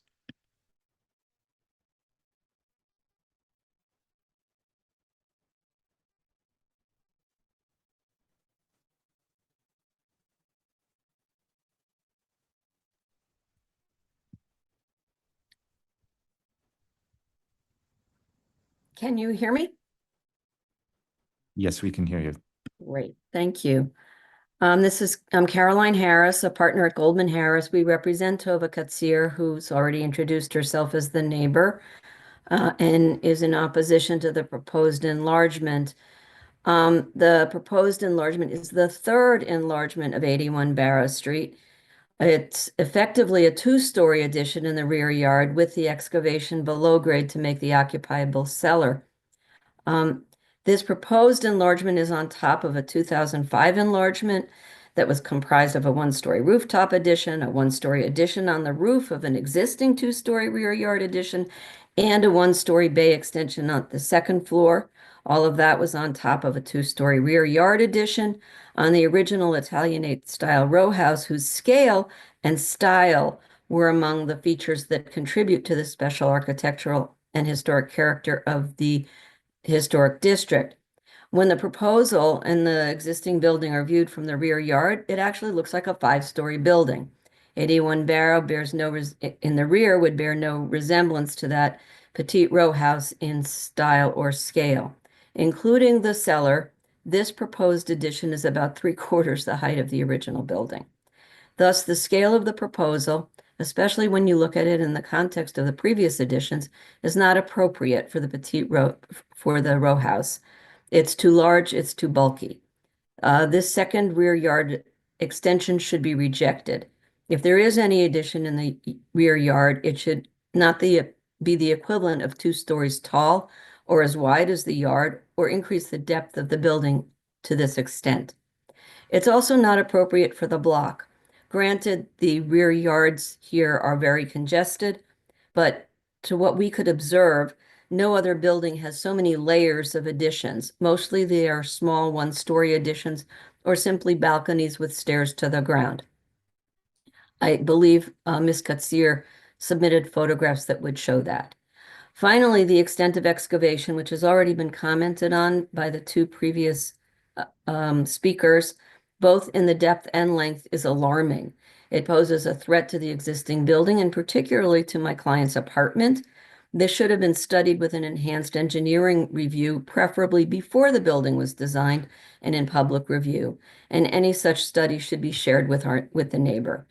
Thus, in addition to the deleterious effect the proposal would have on my client's window, her bedroom window, and the inappropriateness of this enlargement for the building on the block, there is structural risk to her apartment and to the apartment building. The proposed rear addition and excavation are not appropriate and should be rejected. Thank you for your consideration. Thank you for your testimony. Our next speaker will be Caitlin Fornell.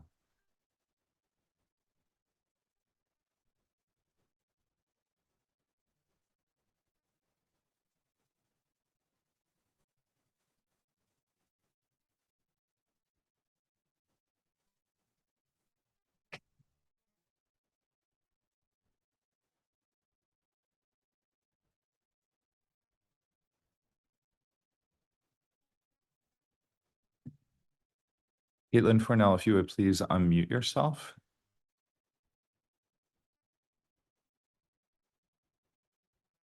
All right, can you hear me now? Yes, we can. Thank you. You're also permitted to turn on your video should you wish. Here. Hi, my name is Caitlin Fornell. We own the apartment on 2B. We were not made aware of the proposed extension on 81 Barrow. We will lose a significant amount of light in the back of our apartment if it is closed. And we would prefer not to lose that window because that is the only window that we have on that side of the apartment, and it will become completely dark. And we are against the 81 Barrow extension. That's all I have to say. Thank you. Thank you for your testimony. Are anyone else joining us via Zoom who would like to speak, please use the raise hand function. All right, seeing none, I will note for the record that Manhattan Community Board 2 recommends mixed approval, approving of all work except for the replacement of the top floor windows. Thank you. Would you like to respond to the comments we've heard? Yes, thank you. Guess we'll start with the excavation. First of all, on the 79 Barrow side, we're planning to excavate, as we said, but we're using a benching technique. We will not be underpinning. And so there's going to be, basically that means nothing is going to be touched on their building.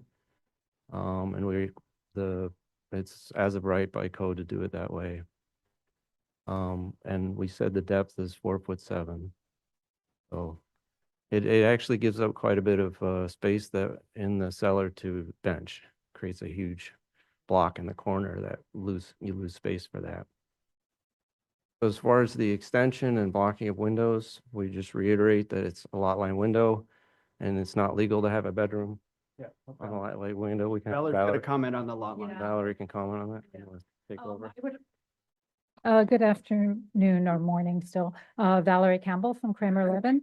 And I wanted to note in terms of the engineering, this project did undergo the enhanced engineering review as part of the application. And we have also the client's construction attorney is also going to be working with the adjacent buildings in terms of any licenses that might be related to the construction. And with respect to the addition, I would note that this is completely as of right under zoning. In my opinion, the extension that's being proposed is very consistent, both with the excavation and the depth with other applications that the commission has approved throughout the district. The lot line windows are unfortunately for the owners of that building, they are lot line windows. They can never be used to make a bedroom legal. I would note that there are a number of lot line windows for 79 Barrow that are not being affected by our addition. It is the one window on the ground floor and a portion of the window on the second floor. The buildings department application that was approved, basically, I think the window was already there. They rearranged the interior layout to make that and called it a guest bedroom. That was filed in, I think, 2002 as a self-certified application with no change in zoning, egress, and occupancy. And although the buildings department may have approved the plans that labeled this room a guest bedroom, that approval did not make that a legal bedroom. I think it's unfortunate that the current owner was never informed about what the status of lot line windows and what that might mean for her bedroom. I have reviewed the title report. There are no easements that burden our client's property.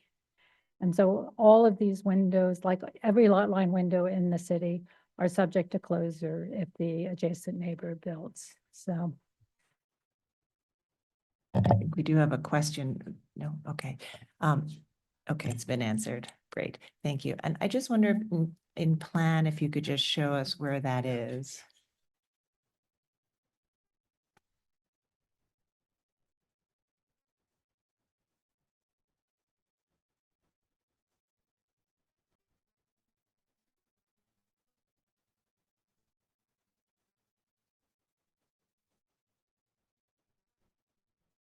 Go to the plan. So basically, the existing plan, the window is basically here where the mouse is. And the proposed plan, it's here. Well, I mean, it's at the, sorry, it's at the basement level, more around, this area is being blocked. And the second window above it would be obscured by a fence at this level. Does that answer the location question? I think Vice Chair Bland has a follow-up question. Yeah, I mean, just to be clear, if you were to, I accept the idea that Valerie Campbell, I think, that's my understanding too about lot line windows, unfortunately as it is. But if you were to be a good neighbor and not block the window, how far out would the extension occur? As opposed to what you have now? I believe the extension would probably be cut in half. Potentially more than that. Potentially more. Then one, So I didn't hear. More than half, they would. more lose than more half would be cut off of what we're proposing. Okay. Any other And questions? I'm sorry, it Yes. projects how far now? Is that, The dimensions right here. I just can't read them, I'm Can't read sorry. that.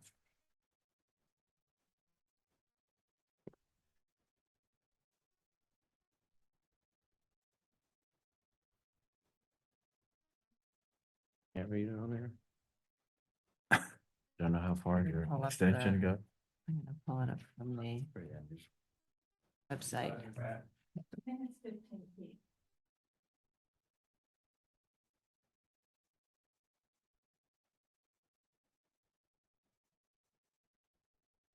Both Oh, nine, yeah. I was gonna I pull can up see the right drawing. here. Okay. 12'9". It's right here.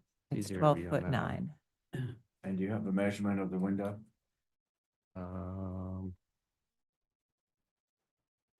I mean, I'm just asking a very simple question. How, to miss the window entirely, how far back would it go as opposed to 12.9?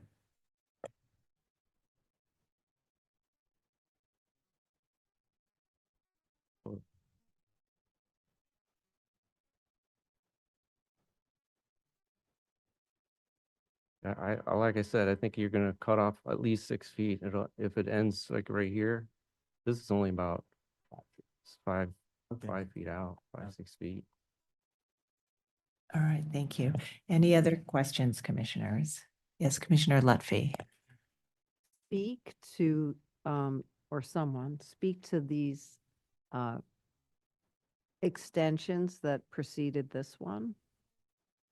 Were we involved in approving them? Do we know how large they were, where they were? Caroline, do you have, or Corey? Extension on extension. The existing addition, in terms of projection, was approved as presented. The modification was that originally it was full height, and joined with the rooftop addition. And the modification was to lower one floor.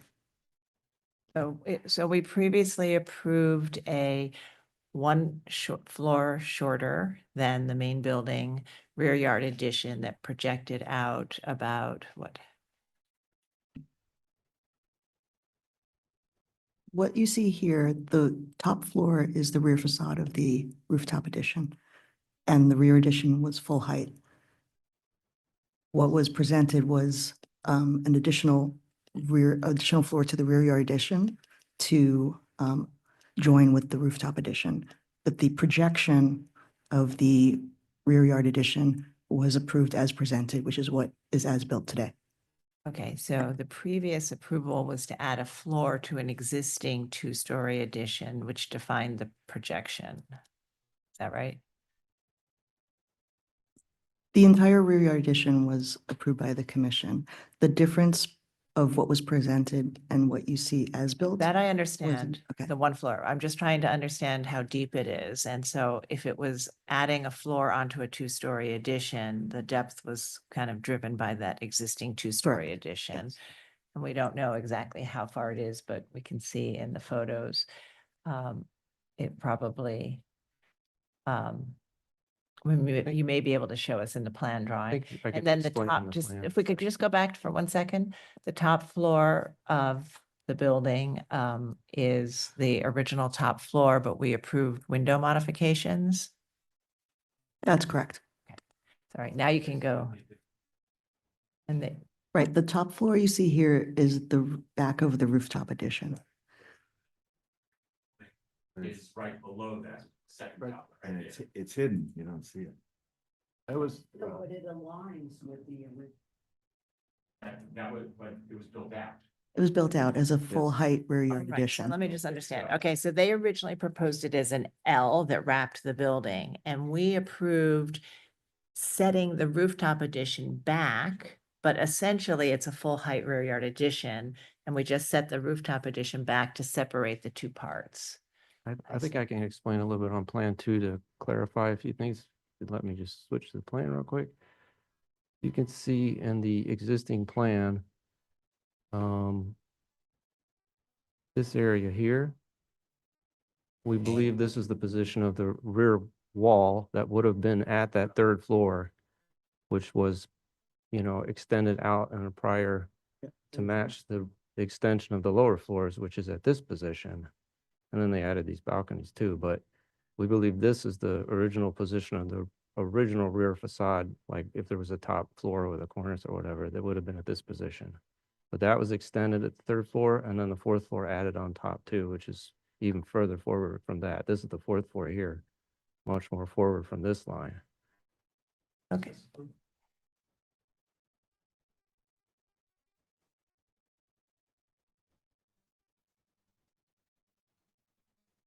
I can't read it though, it's so tiny. It appears to be a 2005 approval. I think it's about 10 feet. This dimension here is about 10, and this is about 3. Okay. 3 feet. All right, so I think we understand that we've approved a full height rear yard addition, and we approved a rooftop addition that was set back to separate the two planes. But the rooftop addition is also forward of where the original rear facade was. And this was approved in 2005, and I think this was probably approved because the context is very built out and you have much deeper buildings on either side of you.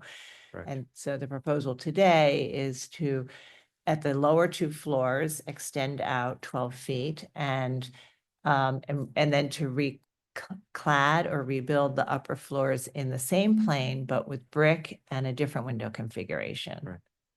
That's correct. And also removing the balconies, which we actually think what we're proposing is actually more appropriate than the balconies because we think they just look kind of like inappropriate appendages. So we think just having that flattened out and then just having that extension on the lower 2 floors we think it ties together the facade better than it does now.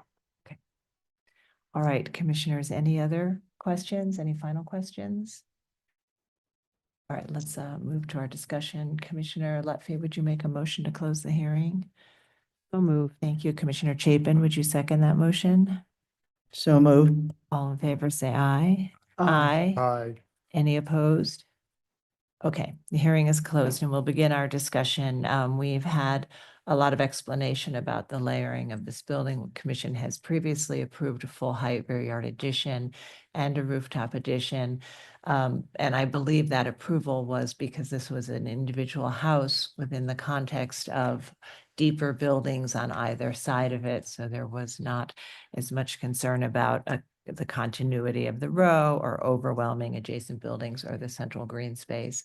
The proposal today is to extend the 2 lower floors out, which will still not project as far as the adjacent buildings, and to reclad or rebuild the upper floors in brick with a different window configuration, but maintaining the plane that was previously approved. Commissioner Goldblum, would you like to start this one? Sure. Well, looks like we have quite a complicated little situation here.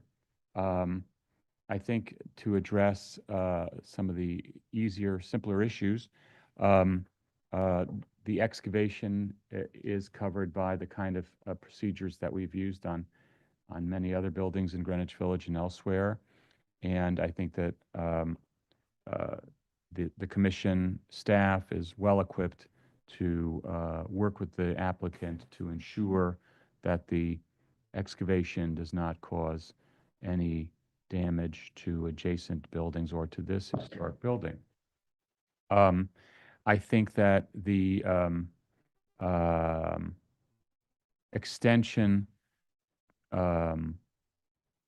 is well within the range of approved extensions that we have seen in the past. It's on the lower two levels, and it is in a fairly traditional style that would be similar to many that we've seen. So I don't think the bulk of the addition is inappropriate. I think it really, in terms of the issue that the neighbor raised, that it's terrible and unfortunate that her architect was not professionally advising her properly about, or filing, or the previous owner's architect was basically misleading might be too strong a word, but misinforming the seller, and then the seller misinforming the buyer that one could have a legal window and a legal bedroom on a lot line wall without an easement. Such things don't exist in New York, to my knowledge. So I don't see that as being within our purview anyway, really. It's really an inter-neighbor thing, and if the neighbors were to negotiate an agreement that allowed for the retention of the window, I'm sure we'd be happy to review a variation of this that would accomplish that. But that's really between them, and it's really not the commission's place, I don't think, to make a judgment on the appropriateness, historically speaking, from the vantage point of preserving a homeowner's individual window. I think that the buildings suffered from an accretion of additions that have basically erased the original building in all but its front facade. And that sucks. I think that if the original application for the original addition was made today, I certainly would not have voted for it because of its full height nature and because of the fact that it completely obscures the volume of the historic building. But what's done is done. So we have a non-historic rear facade with a non-historic rooftop addition that's being reclad. So I think I would restrict my comments to what I think we can accomplish here. I think that the lower two floors of the proposed addition are appropriate in their appearance and material and fenestration. I think that the next two floors up look to me like a multifamily building. I don't think that renders it necessarily inappropriate, but I think that the material is okay. I think the windows are okay. I think it's kind of unfortunate that it looks like a multifamily building, but that's really, again, well within the bounds of stuff that we approve. I think that the top floor of the rear yard addition should be rendered in a different material and with different fenestration to at least recall the height and scale of the original building buried within this volume. And I think they could work with staff on that. Right. Commissioner Ginsburg.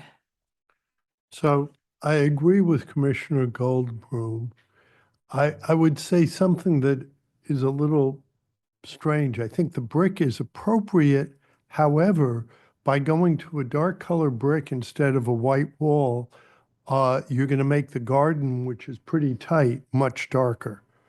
And I encourage the applicant, in addition to what Commissioner Goldblum said, to look at using a lighter color, although I can't say that the brick is inappropriate, so I could approve that. And it is unfortunate about the neighbor's lot line window, but as Commissioner Goldblum noted, they were misled, and legally, it's not a legal window and could never be one. Thank you. Commissioner Chin. Yeah, I share the same sentiment, and I also want to note that, even though we have very capable staff on handling the thing, it's mostly DOB and, the jurisdiction on the excavation.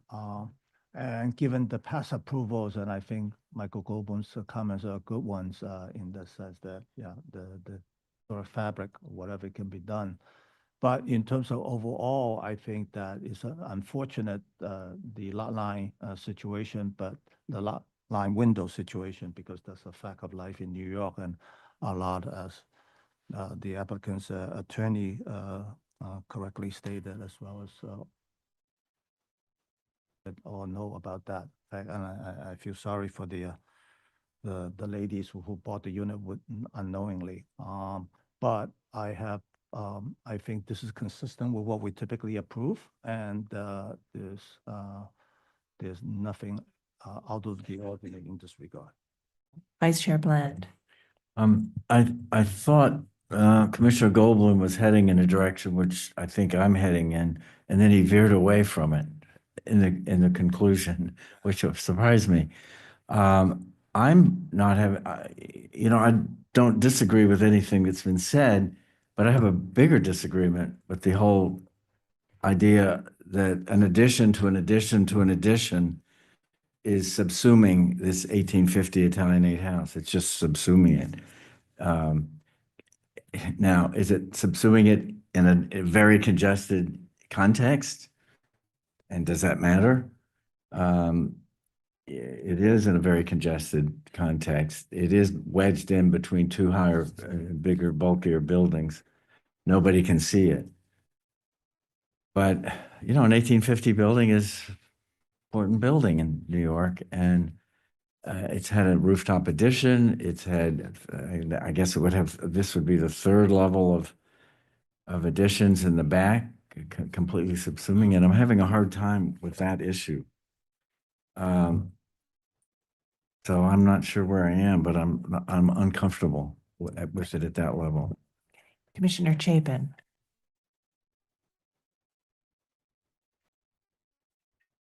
Yeah, obviously, I agree in general with Commissioner Goldblum, and actually with Commissioner Bland as well. I think that, it's extremely unfortunate that the situation has occurred for the owner, but it's not something we really regulate, because, there's not a legal basis for us to be looking at the existence of a continued existence of a window on the adjacent premise. And then, I feel sorry for the owner, but there isn't something that we regulate. And the way the bulk has kind of been obscured, it's hard to tell kind of what the building has a bit gotten lost. It was sort of lost already. So normally when we see something between two buildings like this, we just sort of say, well, it's okay to do maybe a little bit more than we would normally permit, because it's totally, sandwiched between these two buildings. I think, when you first look at the design, it looks perfectly appropriate.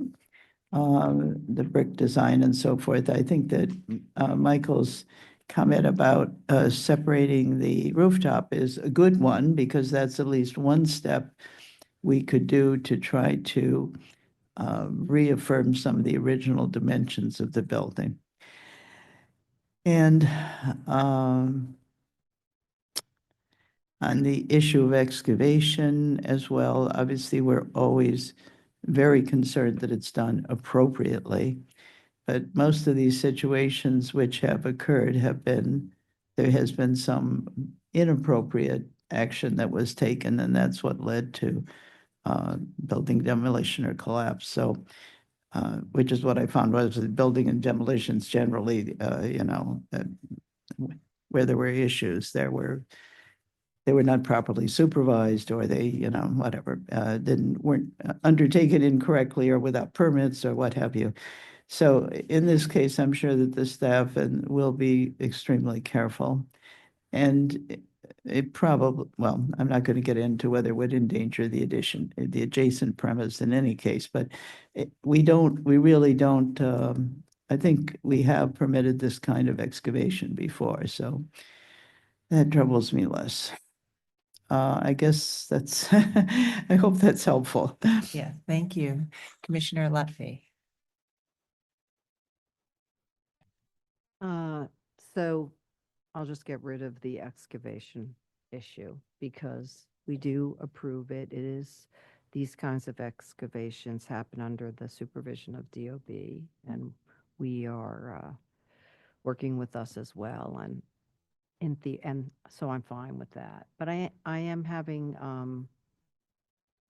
guess I really I'm sort of having a little bit of a problem with the concept of this older building being subsumed. We spend so much time on this kind of stuff, and there are have been so many instances where we have asked applicants to go back to the drawing board. I think the unusual thing here is that there have already been 2 additions approved. So I think there's a little bit of a question for us, like at what point do we stop approving? I don't know. I don't know. You might have thoughts on that. I mean, I think one way to think about this is that, when the applicant in the prior approval came to us, they didn't come to us with something deeper, right? As Edith said, they came to us with a particular depth, which we approved. And I think maybe the way to think about this, instead of layering, because there's no historic fabric left now, I think the way to think about it is in the end volume of what's being proposed, which combines two sets of volumes, or theoretically 2 sets of volumes, does that end volume detract from the building or the historic district? And I think for me, in a context like this that's very tight and it's wedged in, and that addition is still set far back from the adjacent buildings, I think I might have approved this in the first instance if this is what was asked for in 2005. The upper floors is a different thing. We would have probably said maybe, well, I think at the upper floors, there would have been a question about whether to keep the top floor. But in terms of the depth and the volume, I think if we were looking at this today, some of us would find that to be appropriate because it is still set back and wedged behind 2 larger buildings. And I think that what Commissioner Goldblum suggested at the top floor is a way to bring back a little bit of the row house character. Mm-hmm. Okay, thank you for that. That was really helpful, Sarah. And I know this issue of the lot line windows is not within our purview. I mean, this is something that I deal with on a daily basis. And so I am particularly sympathetic to the person who's being impacted by this.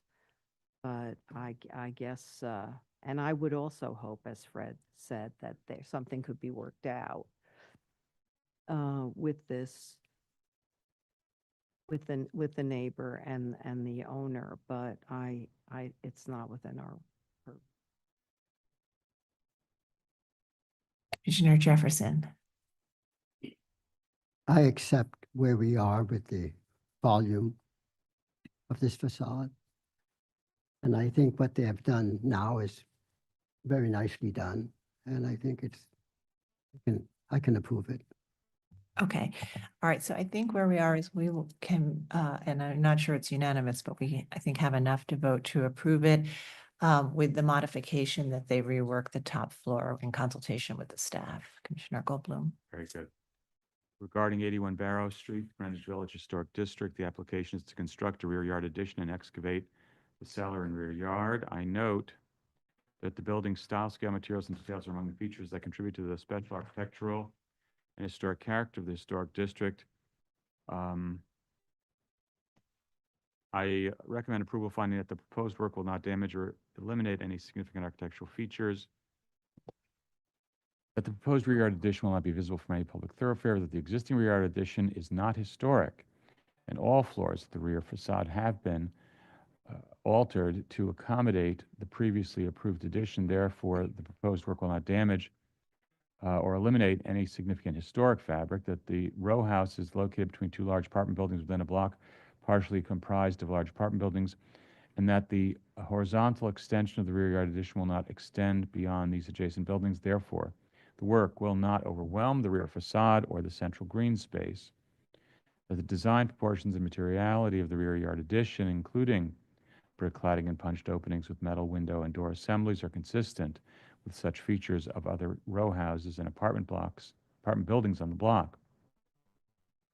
That the metal balconies will be of modest scale and the open character of the installation will not overwhelm the rear facade.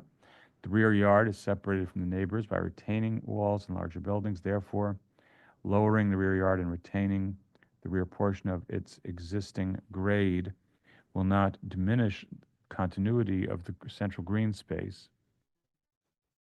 That the proposed excavation will be done in compliance with the DOB regulations under the supervision of a licensed professional engineer to protect the building's facades and those of the adjacent buildings, and that the proposed work will not detract from the special architectural and historic character of the building or Greenwich Village Historic District. And I also recommend that the applicant work carefully with the staff to restudy the rear facade of the top floor recladding to differentiate it from the lower levels, to recall on some level the original volume or height of the historic building. Thank you. And Commissioner Ginsburg, would you second that motion? Second. Thank you. John, will you call the vote? Chair Carroll. Aye. Vice Chair Bland. Aye. Commissioner Chapin. Aye. Commissioner Chen. Commissioner Ginsburg. Aye. Commissioner Goldblum. Aye. Commissioner Jefferson. Aye. Commissioner Lutfi. Aye. 8 in favor, none opposed. The motion passes. That's approved. Thank you. We'll move to the next item. Next item is public meeting item number 4, LPC 25-05870, an application for a certificate of appropriateness in the Borough of Manhattan, Block 1380, Lot 23, 755 Madison Avenue, aka 27 to 31 East 65th Street in the Upper East Side Historic District. This is an apartment building with a commercial ground floor designed by Anthony M. Pavia and built in 1959. The application is to alter storefront openings, install storefront infill, and reclad the ground floor. This was read into the record at the public hearing of April 22nd, 2025. It was not presented at that time and no testimony was taken. The applicants will present this for the first time after we open the hearing. Hi, my name is. Oops, excuse me. We just have to open up the hearing first. Commissioner Ginsburg, would you make a motion to open up the hearing? So moved. Thank you. Commissioner Chan, would you second that motion? Second. All in favor, say aye. Aye. Aye. Any opposed? All right, now you may begin. Thank you. Hi, my name is Jonathan Nahan. I'm a principal at Sugar House Design and Architecture. The proposed scope of work outlined in the presentation is to combine 2 retail storefronts that includes enlarging glazed openings, modifying the location of the storefront infill, and recladding the facade. The project is located at 755 Madison Avenue, which is between 65th and 66th Street. Allison Olivia is a retail brand that has been a long-term tenant at 755 Madison and has been in the same space for 15 years. They are one of the longer-standing pillar brands in the neighborhood. They see this renovation as an opportunity to give back to their loyal clientele and also invest in the community through their continued presence. Jess Savchik from the retail brand is going to say a few words now.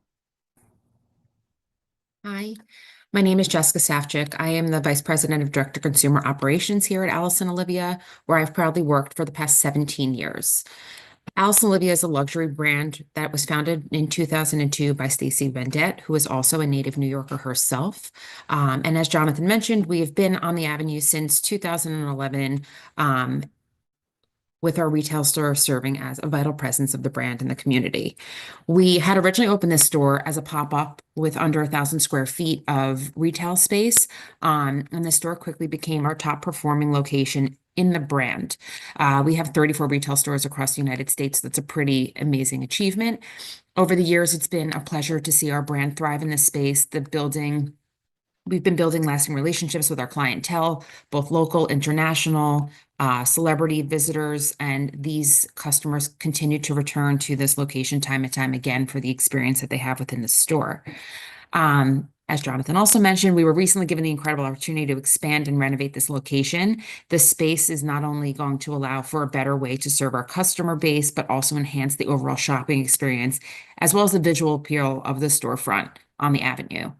As longstanding partners in the neighborhood and actively involved with the Madison Avenue bid for the over 14 years we've been there, we are really excited about the renewed energy, the increased foot traffic, and the positive impact that this refreshed space will bring to the area. Thank you, Jessica. The 755 Madison retail space is located in a larger building whose address is 27 East 65th Street, which is part of the Madison Avenue Master Plan.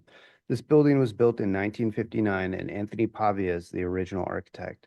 The building's designated style is none as per the LPC or no style.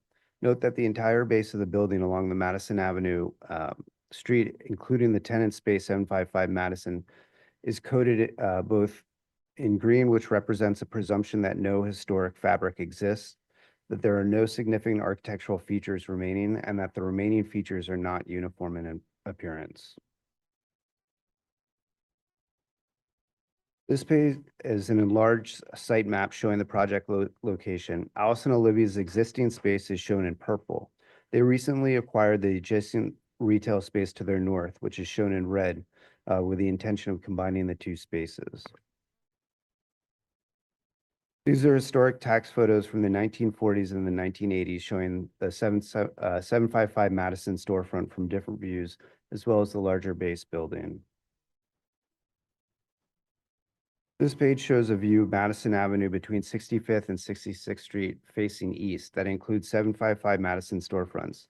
The images of the adjacent buildings and storefronts are also shown for context.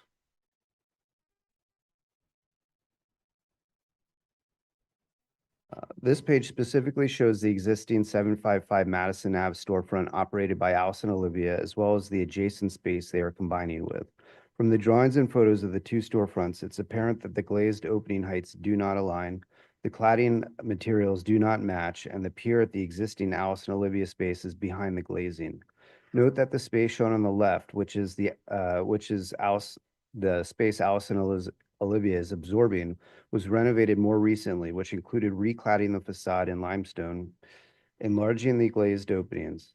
Unlike many storefronts and buildings in a two-block vicinity, the glazing is pushed right close to the property line and almost flush with the exterior building cladding.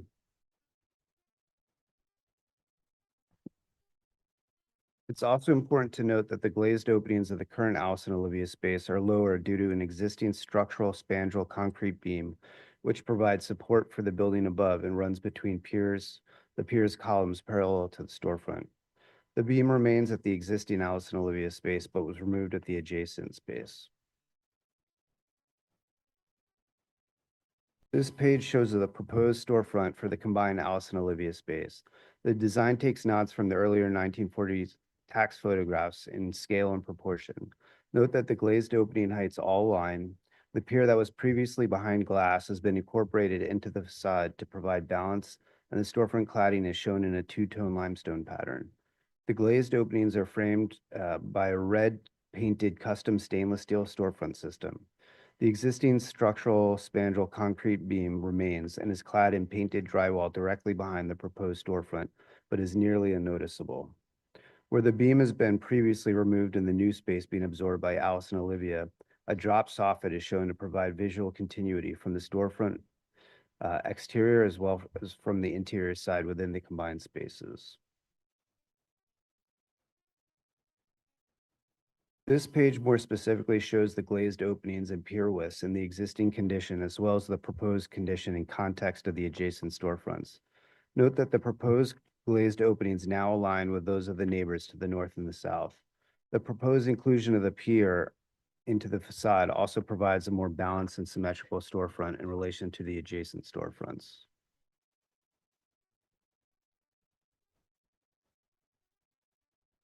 This page shows vertical sections through the proposed storefront, specifically the relationship between the existing structural spandrel concrete beam to remain and the new enlarged glazed openings of the proposed storefront is depicted. Also shown is the drop soffit at the storefront window where the beam had been previously removed.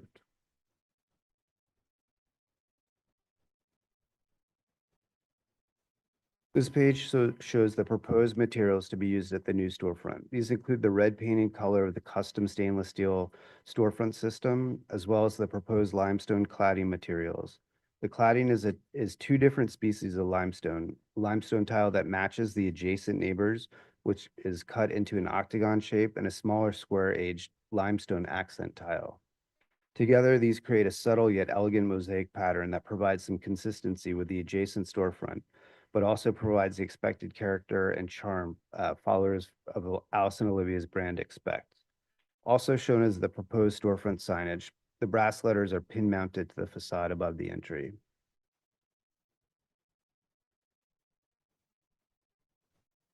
These are storefront precedents along Madison Avenue that show similar conditions of larger glazed openings with soffits directly behind.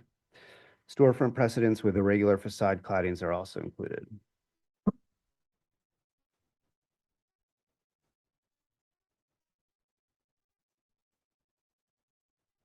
This page shows previous storefronts of various tenants at 755 Madison Avenue that date back to 1999. It's important to note that the different storefronts show a precedent of different cladding materials used and a lack of uniform consistency across different storefront facades. In the top right photo of the Citibank store from 2001, it's apparent that the pier we are proposing to incorporate into the facade now was once part of the Citibank facade.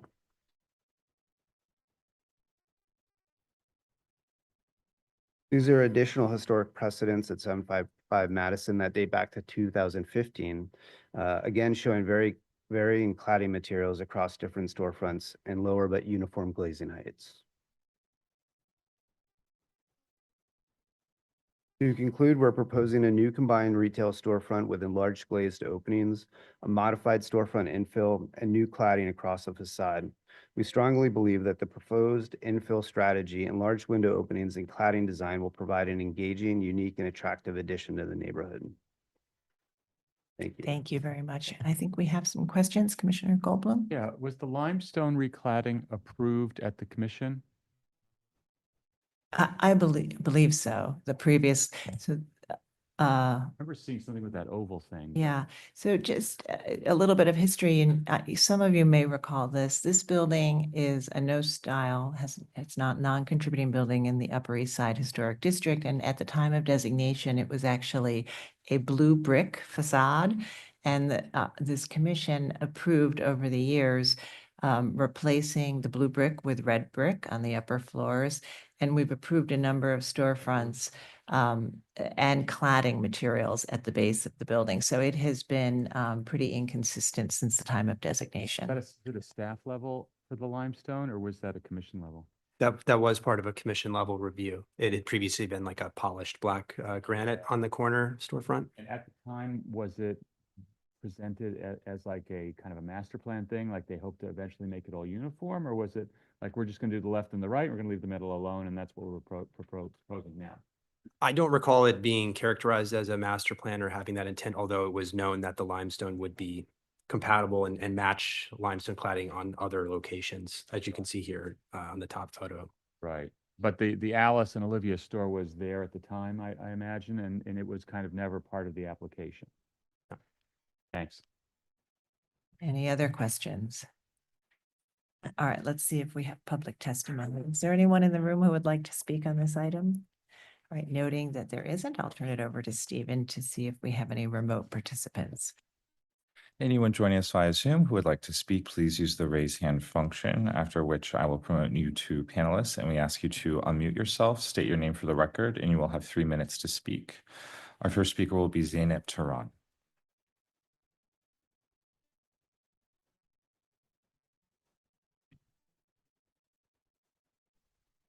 Hello, Chair Carroll, Commissioners. My name is Zeynep Turan, speaking on behalf of Friends of the Upper East Side.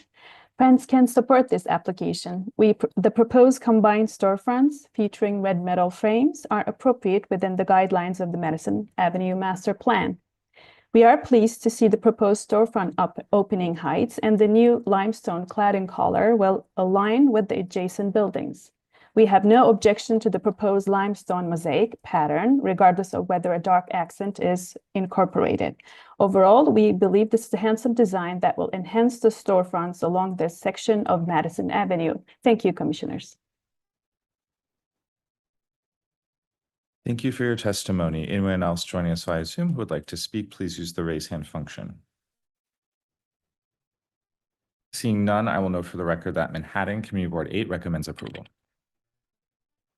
All right, so supportive testimony. And I think commissioners, maybe one other note that might help with context. We've heard a lot today, both from the applicant and testimony, about the Madison Avenue Master Plan. And this is something that some of you may not be aware of because it is a tool that allows for staff level approval on Madison Avenue. So we don't see things that conform to the master plan. But what the master plan is a set of rules essentially adopted by the commission for Madison Avenue, running through the 3 designated Upper East Side historic districts.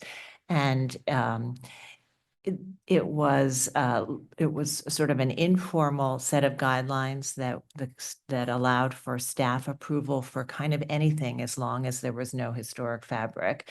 And and that would have been in 1981 when the commission first designated the Upper East Side Historic District, and then was applied to the other districts. By the end of the 90s and around 2000, the commission formally adopted a master plan that actually outlined criteria for staff level approval. But that criteria was really about maintaining the plane of the street wall and transparency. And in the case of 2-story storefronts, maintaining that rhythm and module of a 2-story storefront. But the master plan otherwise maintained the original intent, which at the time of designation, which was to allow a great deal of flexibility for changes to storefronts, recognizing that Madison Avenue at the time of designation had little historic fabric, that retail businesses here change frequently, and that they needed the flexibility to continue to do that quickly at staff level and to allow for a variety of designs that contribute to the sort of vibrancy of this commercial thoroughfare. So those many storefronts are done at staff level under that master plan. And really the reason that we're seeing this today is because of the change in the lintel height here, which will actually make the storefront align with the lintel of the adjacent storefronts, and the recladding, which again, will actually be closer to the adjacent storefronts. So if there are no other questions, we'll close the hearing and begin our discussion. All right, Commissioner Chen, would you make a motion to close the hearing? So moved. Thank you. And Vice Chair Bland, would you second that motion? Second. All in favor, say aye. Aye. Any opposed? Okay. All right. So I've already provided some context for our discussion. Commissioner Ginsburg, would you start this one? Right, okay, so I see this as 2 parts. Part 1 is the changes in the windows and openings. I think that's fine, and appropriate. Part 2 is the new skin around the windows. And my question, which I'm not sure about, and I'm curious what other commissioners think, is I think the limestone is fine, but the pattern on it seems to me a little distracting. And these buildings typically had a more uniform base. So I realize there's a history in the Madison Avenue district of varied bases, but it might be better if it didn't have the little gray squares and was just the limestone. But I'm curious what others think. Okay. Commissioner Chen? Yeah, I had the same question as well in terms of the general master plan for the, given the high turnover, the volatility of the retail market. And I think it's also about the color. I think it seems like the applicant shows some previous examples of the commission has allowed for a mix of different colors. I guess the question for me is whether the linear continuity or whether there's individuality expressed, and then that will set the tone of how we can better judge. I'd like to hear what the rest of the commission have to say. All right, Vice Chair Bland.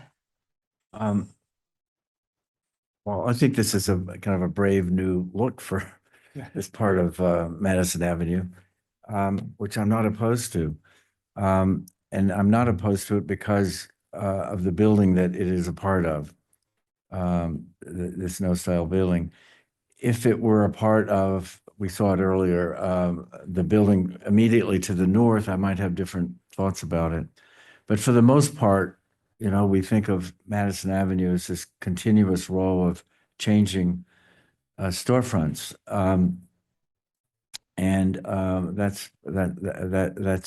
That's true, but some of them are part of very handsome buildings above. And I think in those cases, we have to take a different kind of look. Yeah, here, this photo.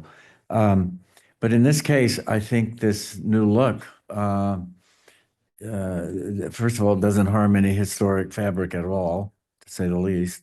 And it's a kind of a quirky, quixotic way of expressing the diamonds, I mean, and the red.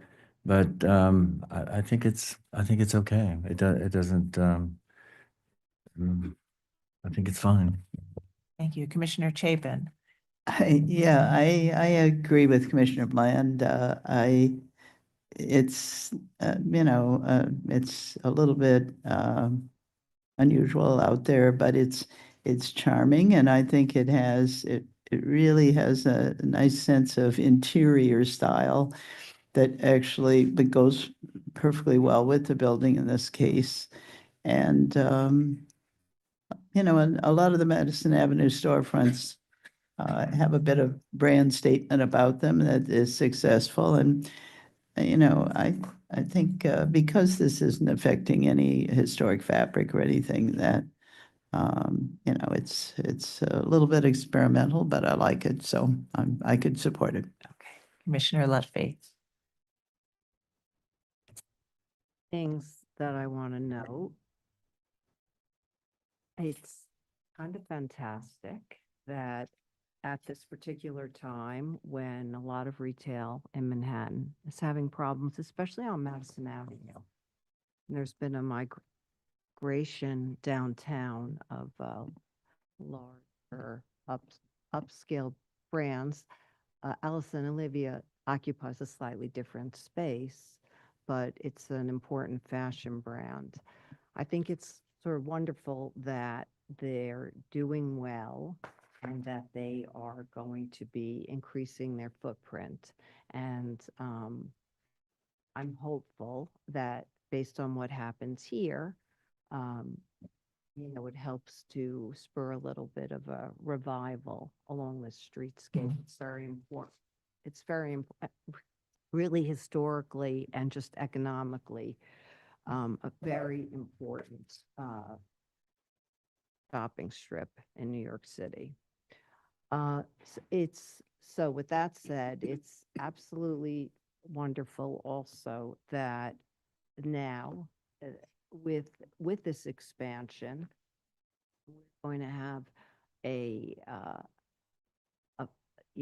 street level facade that aligns better visually with what is, north and south of it, so that it will have more cohesion, which we always hope for. And I happen to agree that, especially because this is a no-style building, a funny term these days, that I think what goes here is, there's a lot more flexibility because you're not really competing with historic architecture. Happen to think it's great that there's been a change in the lintel height, which I think is wonderful. And I think this recladding is just, terrific. It's uplifting, it's smart looking, and very stylish, and happy to see it and can approve it. All right, thank you. Commissioner Jefferson. When I saw this last night, I said Vienna, curved Mhm. corners and patterns, and it's charming. It's good, very nicely done. And Commissioner Goldblum. I agree. It's a cute facade, and it's purposely not trying to hide itself. It's purposely trying to be different.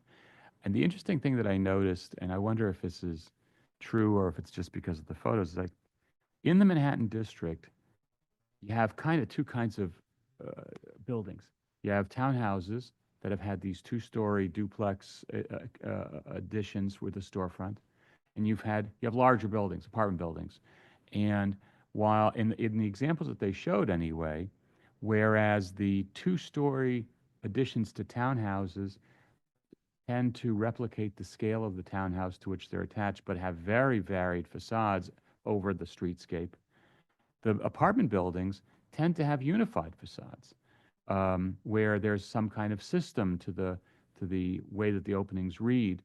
And by that rationale, this building being a larger building should have a more uniform quality to it. But being that observation does not qualify as part of the guidelines, and since variety is acceptable and encouraged to a certain extent within the district, I can find this appropriate, even if it is not something that is seeking to create uniformity across the building. And I would put in a sad miss you note for the blue brick. Okay. All right, so I think most people are comfortable with the pattern. Are you still comfortable? Okay, great. With regards to LPC 25-05870, 755 Madison Avenue, AKA 27-31 East 65th Street, Upper East Side Historic District. An apartment building with commercial ground floor designed by Anthony M. Pavia and built in 1959. Application is to alter a storefront opening, install storefront infill, and reclad the ground floor. I note that this is not one of the buildings for which the Upper East Side Historic District was designated. I also note that the Upper East Side Historic District designation report identifies Madison Avenue as a unique commercial thoroughfare that has responded successfully to changing commercial needs and uses over time, and a master plan for storefronts was established to facilitate regular changes to keep up with contemporary design trends, and that the cladding placement and size of storefront openings and storefront infill at this building have been altered several times since designation pursuant to LPC permits. I recommend approval, finding that the base of the building has been highly altered. Therefore, the removal of existing metal and glass storefront infill and cladding will not eliminate any significant historic fabric, that the proposed work to create a taller display window, install a new exterior pier is in keeping with the evolving commercial character of Madison Avenue and will help create consistent lintel heights at the building base. That the proposed storefront openings will maintain the transparency of the ground floor and retain a rhythm and related harmony to the adjacent storefronts at the building and along Madison Avenue. And the buff-colored limestone relates well to the main building entrance on East 65th Street and the previously approved cladding at storefronts at the building and along Madison Avenue. Thank you. And Commissioner Pland, would you second that motion? Second. Thank you. Commissioner Mark, would you call the vote? Chair Carroll. Aye. Commissioner Bland. Aye. Commissioner Chapin.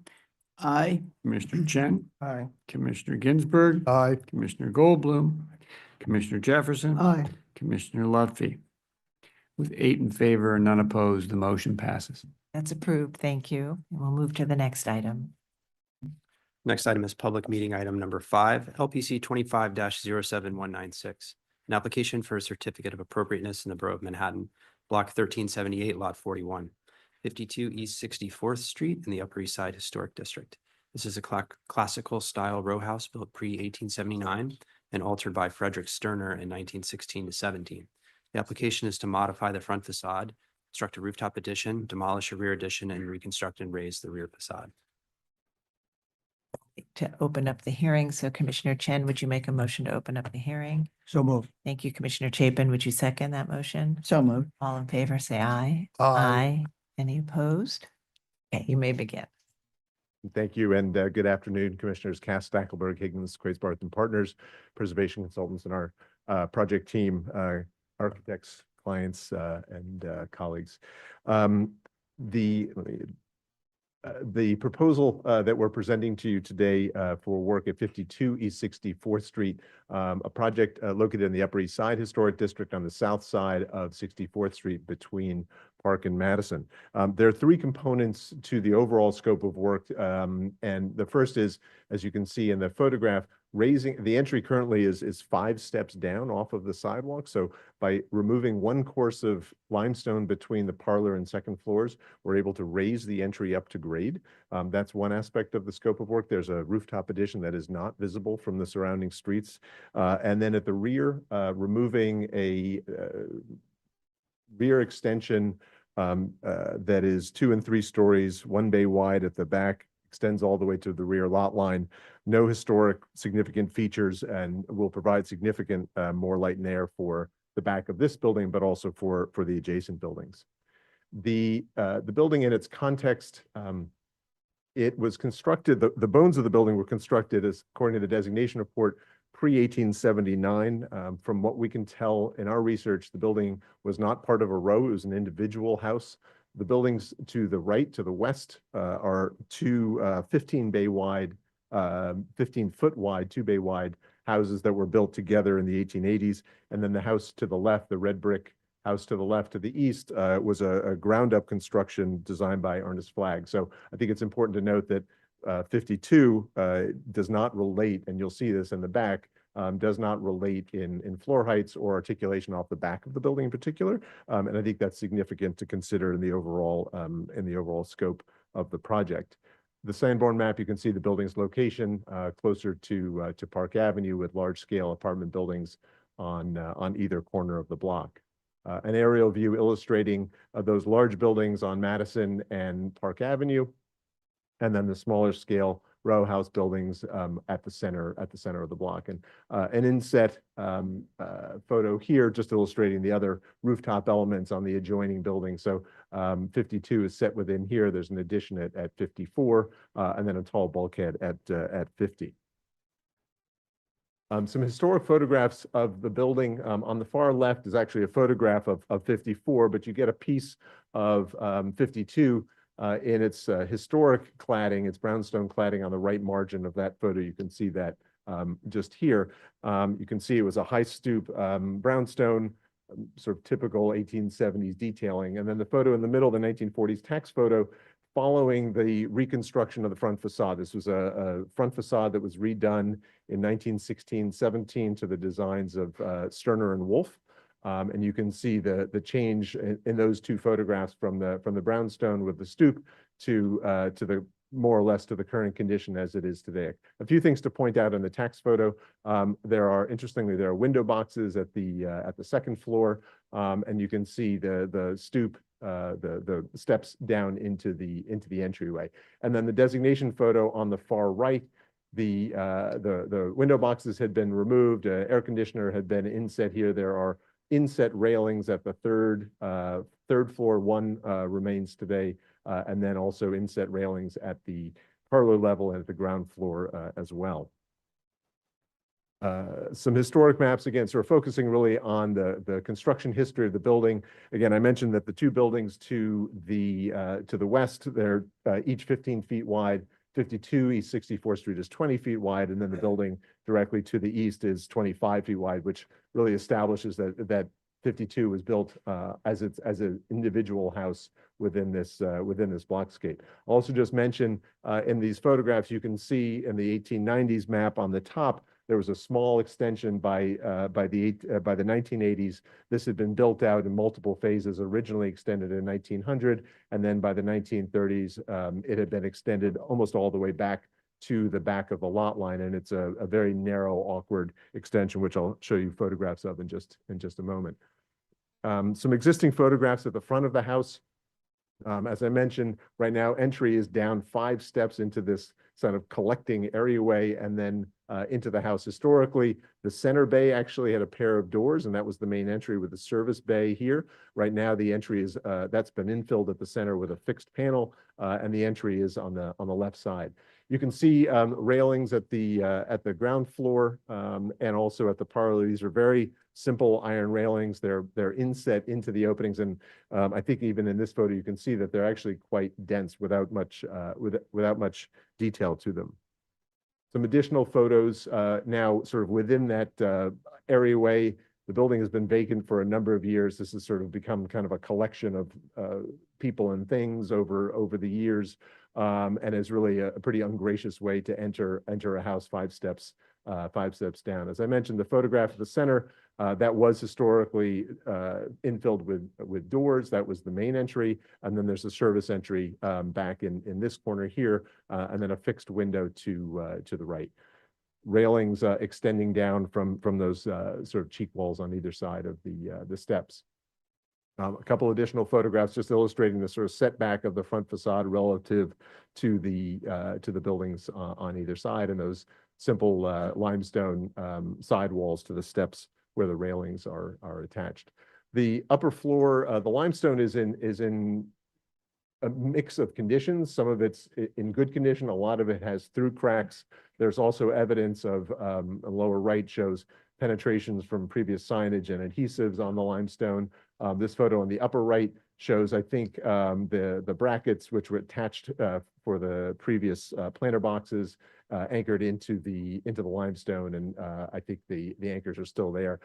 The scope that we're proposing by raising the ground floor is going to involve salvaging some of the limestone and reinstalling it, the sound units on the upper floors, as well as patching and pinning the historic limestone, as well as new Indiana limestone. A few additional photographs just illustrating conditions on either side of the entry. You can see these simple side walls. I think you can see in this photograph, it's cracked through here. This one as well, it's cracked through here. Very simple, sort of unarticulated limestone. And then the upper portion of the brick return on the west elevation, also with some cracking. So as part of the overall project, obviously there's an extensive amount of repair and restoration scope that's going to go into the scope. An existing elevation, again, illustrating this very low entry with the steps down, and then the organization of the upper portions of the facade. And a proposed elevation showing basically by taking out one course of limestone between the parlor and the second floor windows, we're able to gain about a foot and about 3 or 4 inches to bring the doors up to about a 7-foot dimension that allow for an at-grade entry, sort of a more comfortable, gracious at-grade entry off of the street. We're proposing to salvage and reinstall the iron railings at the ground floor, really right at the pedestrian scale, and we're actually proposing to remove them from the upper floors and to reintroduce planter boxes as was seen in the 1940s tax photo. And then up at the top, there's a setback 1-story addition. As I mentioned, it's not visible from the surrounding streets. It's set back 15 feet from the front. We'll be reconstructing the roof, so all of that construction is sort of set down into that plane of the building. Bulkheads and mechanicals set considerably further back, also not visible. Just a sort of a schematic perspectival view illustrating the dimensional changes. You can see on the left, the clearance from that top step to the header is only 6 foot 6 inches, and we're able to get to 7'10" by basically taking out one course of limestone between the parlor and second floor. You'll see this in the comparative elevations. The parlor floor windows will remain in the same height. The relationship between those windows and the smaller windows above are maintained, but we felt maintaining the proportionality of those parlor floor windows, obviously being grander in scale, was very important to the overall composition of the facade. And then a comparative side-by-side elevations where you can see the change from that depressed entry to the current at-grade entry, the reintegration of the ironwork on either side, and the expression of those pilasters flanking the main entry, which will now be filled with a pair of wood and glass doors. A section illustrating sort of how this is being done. Again, you can see on the left, the steps down into that areaway before entry, and then on the right, bringing that up to grade. And basically by resetting the northern part of the parlor floor, raising that about 22 inches, that allows for a bit more clearance at the ground floor. There's plenty of height at that parlor level, but that allows us to get enough height to enter into the house with a taller door, but not an exceptionally tall door. Some sectional information. This is on the far left, a building section existing on the left and then proposed on the right.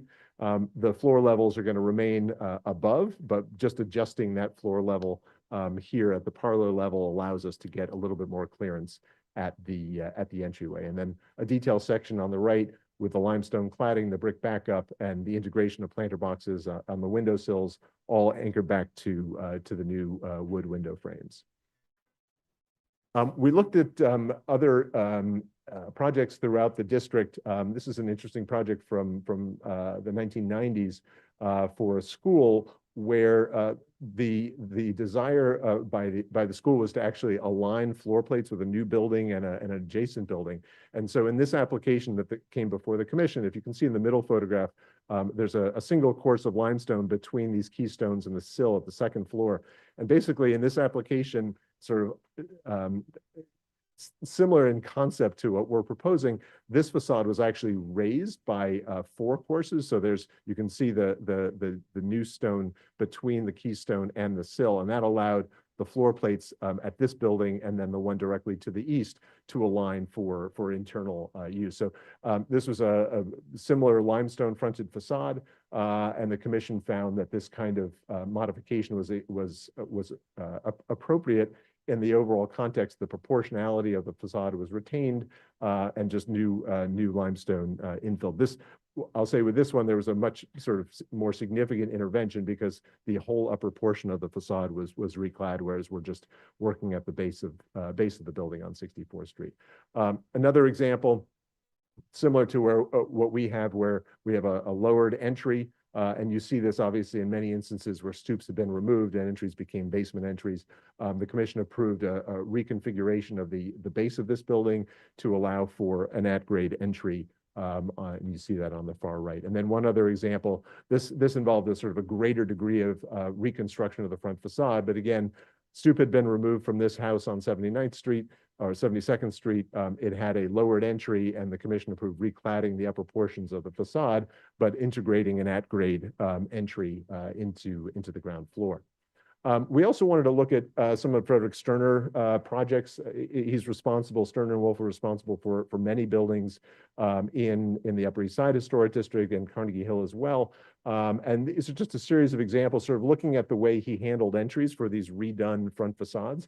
He didn't seem to have sort of a single style for this. There's a range of buildings with entries below grade, similar to what's at 64th Street, but also he, in some instances, did provide for at-grade entries. The image on the far left on East 94th Street up in Carnegie Hill, that had a lowered entry in the reconstruction and redesign of that front facade, whereas the other 3 examples on the slide show reconfigurations of front facades where he did allow for an at-grade entry. So we think the proposal that we're bringing forward today sort of is consistent with work and design treatments that Sterner prepared himself. Again, an overall elevation, this is just focusing now on the roof. As I mentioned, a 1-story addition set back 15 feet, an axon illustrating both the addition at 52, but you can see the construction flanking on either side, and the setbacks of mechanicals and bulkheads. Building sections now sort of addressing the roof, but now also the rear. You can see the configuration at the roof. That red outline on the slide on the section below illustrates the removal of these 1 and 2 bay wide extensions that go really all the way back to the lot line. And I'll just point out that this brick side elevation, that's actually the adjacent house, the extension off the adjacent building. So we're considerably shallower than the house directly to the west. A roof section here, existing and proposed, again, just illustrating how the roof is going to be repitched and lowered, and that allows us to get the addition set down and set back with habitable space on the north side of the roof, elevator bulkhead, mechanicals set considerably further back. Turning to the rear, as I mentioned, there is a series of extensions off the back of the house, which you can see in this axo here. And the goal here is to really to cut those back. They're narrow, awkward. They have no significant architectural features. Cut those back and reconstruct the rear facade with a 3-bay wide window configuration on the upper floors, and then a shallow extension at the base. This will obviously provide a lot more daylight for the rear yard of 52 East 64th Street, but also for the two neighboring houses as well. Some photographs of what's back there today. You can see on the photo on the far right, you can see on the far left, the various extensions that come off the back of the house, sort of 2 and 3 stories. And then there's a long extension that this extends all the way back to the lot line with a mix of brick of varying generations, infilled windows, et cetera. On the upper floors, so now standing on the roofs of those upper setbacks, you can see the back of the house. There's a very simple, metal sort of cornice. If we can reuse that and get it off in one piece, we will reinstall that on the back of the house or replicate it.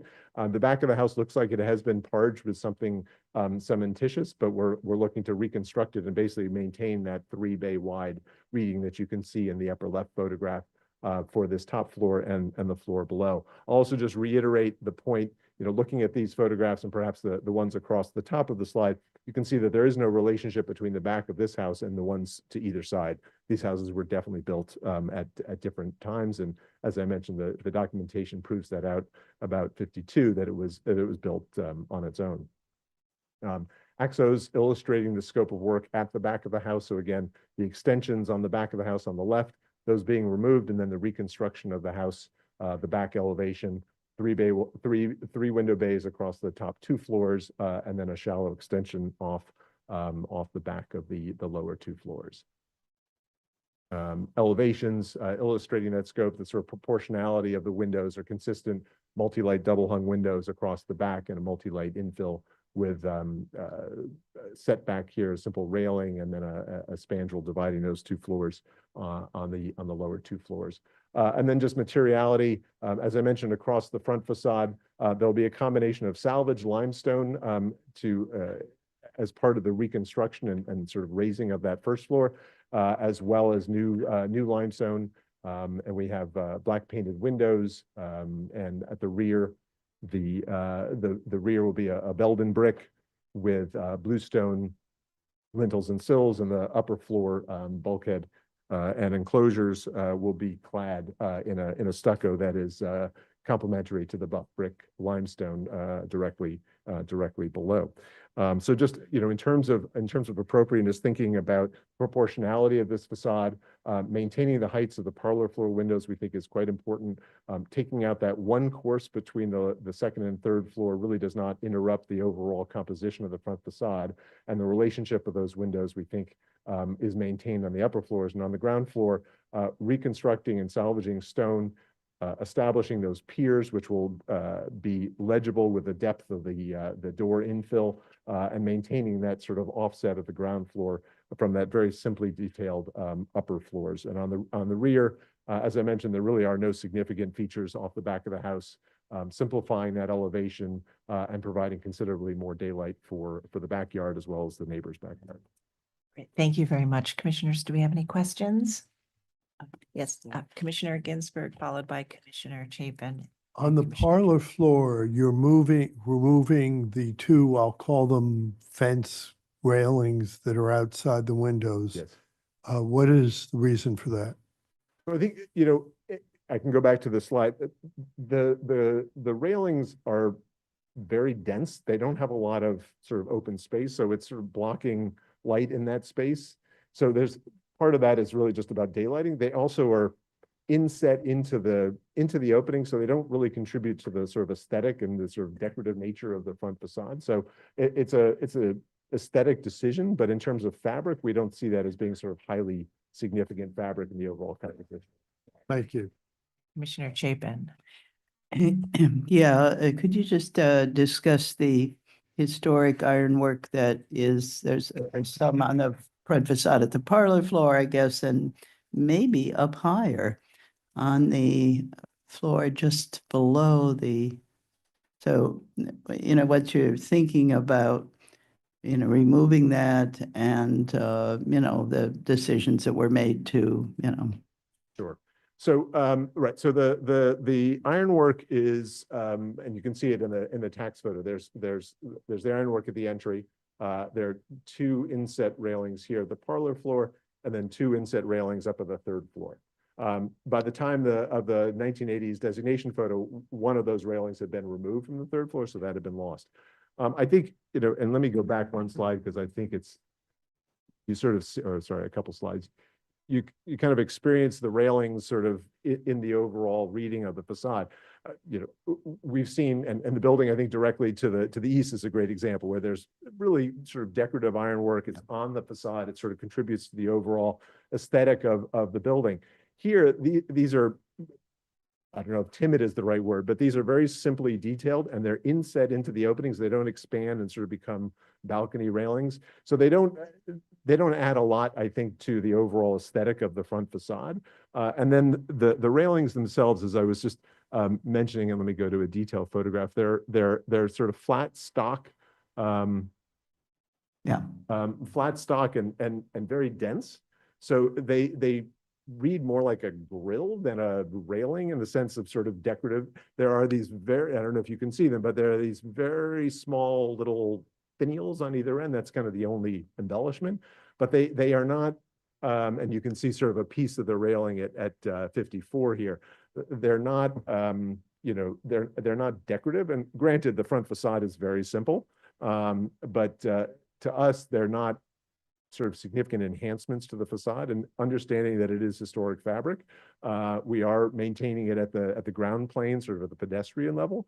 But we thought just for the daylighting of the interiors and just the general sort of composition of the front facade, it could be appropriate. Thank you. All right, Commissioner Jefferson.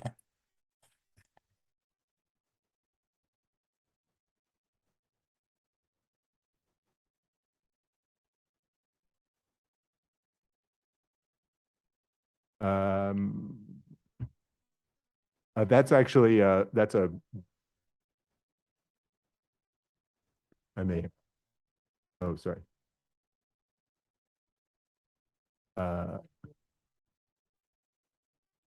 I think it's going to actually be a dark color. This is just, we didn't render this elevation, but we're proposing a dark finish for the infill. Yeah. All right, other questions? Yes, Commissioner Goldblum. Can we go to the section page where you show the planters? I just have a few questions about the planters. Sorry. Is that one? Is the plan for the planters to make them out of plywood? No. What are they made out of? I think they're like a precast. Precast. Oh, they're metal. Okay. Do they drain? Yes. So like they'll be drained to the street, I assume, and with holes in the bottom, and the water just will kind of come out the bottom. I don't know. We haven't talked a lot about that. So let me have Joe Smyrna, the project architect. He could probably speak to just like that. Hello, Joe Smyrna, New York Design Architects. Yeah, I mean, the planter boxes were historically there, so we're trying to mimic what was there. The fenestration around the windows is ironwork, so we're planning to do ironwork. We're planning to drain it outside, so the pitch of the inside of the flower box would be leaning out. So yeah, there would be some dripping on the Are you outside. asking about the planters on the street? Yeah. Sure. Yeah. Yeah, it's just the street. Oh, not the window Just boxes. No, the window boxes. I'm sorry, the window boxes. Oh, You're saying, you're answering the question. Thank you. Yeah. I guess if you look at that detail sheet, I don't see sills in the window openings. Are there no sills? Is it just flat limestone? Yes. It's an unusual Yeah. detail. Let me go. I mean, you can see it on the facade that it's a mess because of the fact that there's no sills, but your proposal is not to create sills, but just to kind of put a box on top.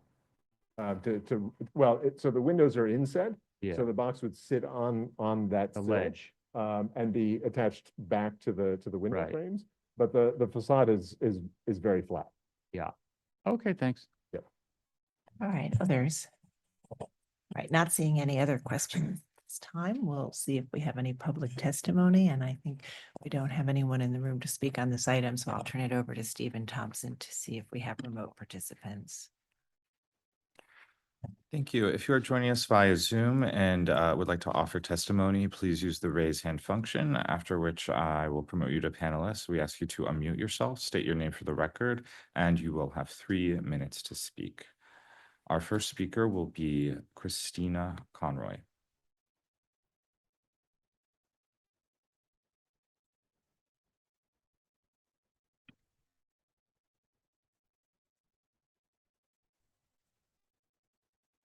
Good afternoon, commissioners. I'm Christina Conroy for the Victorian Society, New York. Now, the Victorian Society has long advocated for the preservation of comprehensive early 20th century row house alterations of this kind seen in this house. They are evidence of an important trend in housing in New York City. They're also important as early examples of the preservation and reuse potential of old and deteriorated buildings. Frederick Sterner was the first and perhaps the most important practitioner of this type of alteration in New York. Many of these significant early 20th century alterations have been undone in recent years. The results are frequently incomplete or speculative restorations. The resulting facades lack the integrity of either their original designs or their early 20th century redesigns. Now, the Commission unfortunately has approved many such alterations. Recently, though, it appears to have been more attuned to the significance of these altered buildings. The current proposal, we believe, successfully retains the essential form and details of Sterner's facades while eliminating a really unpleasant below-grade entrance, and we urge approval. One possible improvement would be to reduce the presence of the 2 lanterns on either side of the entrance. We think a more discreet lighting solution would work better. Thank you, Commissioners. Thank you for your testimony. Our next speaker will be Zeynep Turan.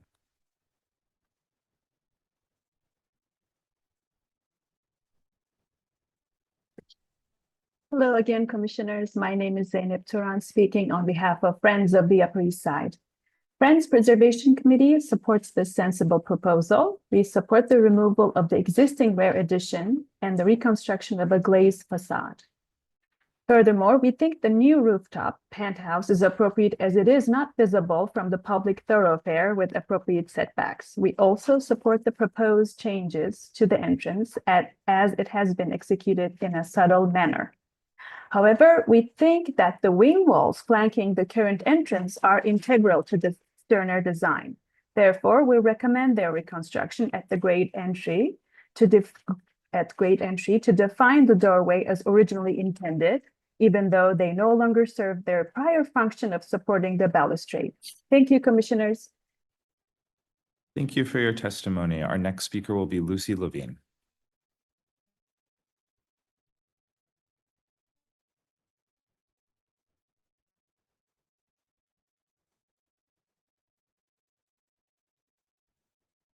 My name is Lucy Levine. I'm speaking on behalf of the Historic Districts Council.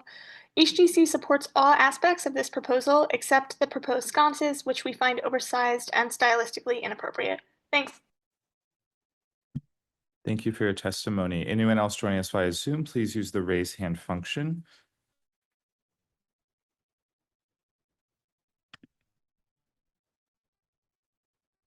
Seeing none, I will note for the record that Manhattan Community Board 8 recommends approval, and LPC received written testimony from 2 individuals recommending approval. Yeah, so the testimony is largely supportive. There were a few minor comments, smaller comments, if you'd like to address those.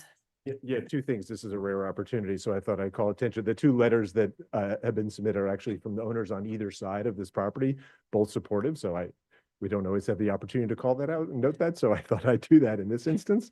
I also thought I'd just mention these wing walls. I think it's sort of worth noting. These are the 2 walls, and you can actually see these are sort of additive and really there to sort of hold the railings, and they're actually pulling away from the piers This is all sort of caulk and stuff that's been infilled. And I think the entry is framed really very effectively by those pilasters, which will be obviously reestablished. So those are the elements that sort of frame the entry and give it prominence. So we don't think actually integrating those small knee walls, which are cracked through and are just supporting the railings, is sort of a necessary thing to retain. So thank you. All right, thank you. Any final questions, commissioners? All right, let's move to our discussion. Commissioner Goldblum, would you make a motion to close the hearing? So moved. Thank you. Commissioner Jefferson, would you second that motion? Second. All in favor, say aye. Aye. Any opposed? Okay, hearing's closed, and so we have a proposal to shift the lower floor up. That would involve shifting, making adjustments at that floor and at the parlor floor to accommodate an at-grade entrance. And we have a proposal for a rooftop and then actually a rear yard addition that involves demolition of deeper later accretions and sort of unifying the facade and creating a deeper rear yard. So Commissioner Bland, would you like to start this one? Sure. Well, Frederick Sterner might have been an interesting architect. He was, but boy, did he get the entrance of this house wrong. I mean, walking 5 steep steps down to an entry, which would be perennially filled with stuff and maybe people, was just wrong. I think this is an very admirable way, as testimony suggested by the Victorian Society, of retaining a lot of the Sterner vocabulary, the Sterner look, but fixing that entry problem. I have no issue with any of it, and I don't see any reason to retain the grills, hardly rails at the front. I think it's fine as is. Commissioner Chapin? Yeah, yes, I agree with Commissioner Bland. I think it's very successful, slight redesign that's allowing accessibility and is really, following very much the intent of the, later revision. And I think that the rear yard is also appropriate. It's not, it's actually extending less far because of removal of the L. And the design is very much in keeping with the sorts of things we've approved previously. And also the rooftop addition is appropriate in size and scale, and it's similar to other additions in the neighborhood. So I think all of it is very good. Commissioner Lutfi? Yeah, I agree with both Commissioner Bland and Commissioner Chapin. I actually think shifting the sort of the entrance up to grade also visually helps align this building better with its neighboring buildings. And I appreciate the fact that there's going to be a lot of work to repair issues on the facade. I have no problem with eliminating those wing walls. And I also don't think the railings in front of the window matter. There's nothing all that interesting about them. And the rear yard is consistent with what. And the materiality throughout, I think, works very well. Great. Commissioner Jefferson? Well done, Roger. And Commissioner Goldblum? Yeah, I agree generally. I think it's a nice job. I think the raising of the entry and the modifications related to that are all very nice and appropriate, including the removal of the wing walls and the relocation of the grill work. I think that I do worry about the facade. You can see that that Mr. Sterner's omission of windowsills was not probably his best move. And that if you are going to go to the extent of putting in the planter boxes, you have an opportunity to create a condition there that would eliminate the drips onto the stone, which will make your new facade look just as bad as the current one does. So I think you should work with the staff to think about that. And also the drainage from those planters could in fact stain the stonework. So to think about how that would work as well. On the rear facade, I think it's all okay, except for I think that they should try to verify with the staff before they go rebuilding the entire rear wall, that the top floor openings cannot be salvaged in their current locations with the current brick. They are, it seems, repositioning those windows. And if they can be preserved in their existing locations, I think that they should be. Right. Commissioner Ginsburg, I can approve this. as is. Okay. Commissioner Chen? I'm in agreement, and I just want to comment and follow on Vice Chair Blaine's keen observation, and as well as Michael Goldblum, how building age withstand the test of time and the water issue. I think that I think this is a vast improvement over the previous design. Okay.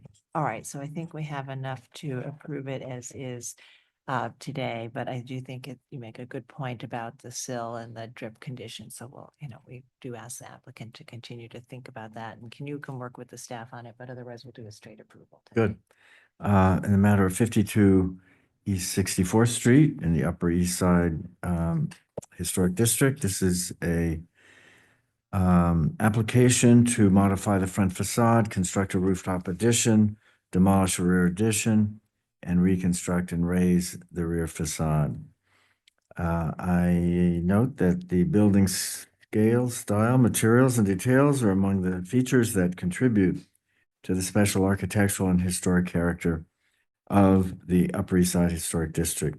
I recommend approval, noting that the portions of the limestone cladding at the base of the front facade are in a deteriorated condition, that the design details of the building's limestone base, including the decorative projecting molding, pilasters, and parlor floor window openings will be replicated and raised while maintaining the proportionality of the early 20th century alteration, that the proposed at-grade entrance and fenestration at the ground floor will closely recall the recessed tripartite design of the early 20th century alteration, and the raised parlor windows will remain compatible with the proportions of the facade. That the current rear facade was significantly altered prior to the designation of the historic district and no longer relates to the neighbors in a meaningful way.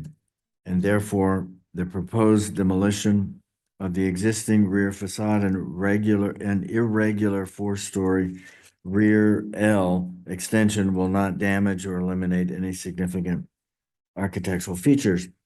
That the proposed work at the rear facade and roof will not be visible from public thoroughfare, and that the reconstructing the rear facade and modifying window openings will not disrupt a consistent row of rear facade, a consistent row of the rear facade in terms of height or fenestration pattern.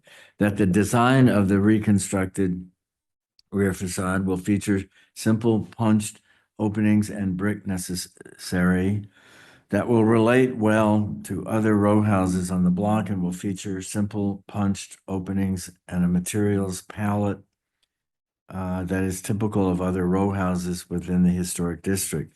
That the proposed enlarged window openings at the rear second floor will eliminate a bluestone lintel, a metal spandrel, and multi-light window and door assembly with proportions, details, and finish that are in keeping with other large rear window assemblies within the block.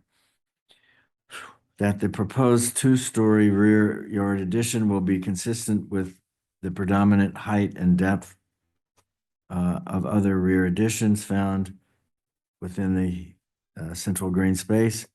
That the size and scale of the proposed one-story rooftop addition will be with mechanical and elevator bulkheads setback from the front and rear facades will not overwhelm the building and will maintain a sense of its original massing.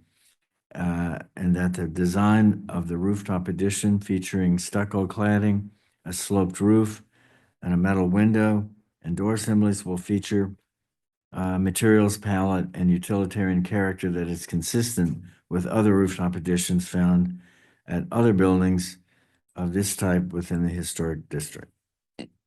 Thank you. And Commissioner Chen, would you second that motion? Second. Mark, will you call the vote? Chair Carroll, Aye. Commissioner Bland, Aye. Commissioner Chapin, Aye. Commissioner Chen, Aye. Commissioner Ginsburg, Aye. Commissioner Goldblum, Commissioner Jefferson, Aye. Commissioner Lutfi. Aye. With 8 in favor, none opposed, the motion passes. That's approved. Thank you.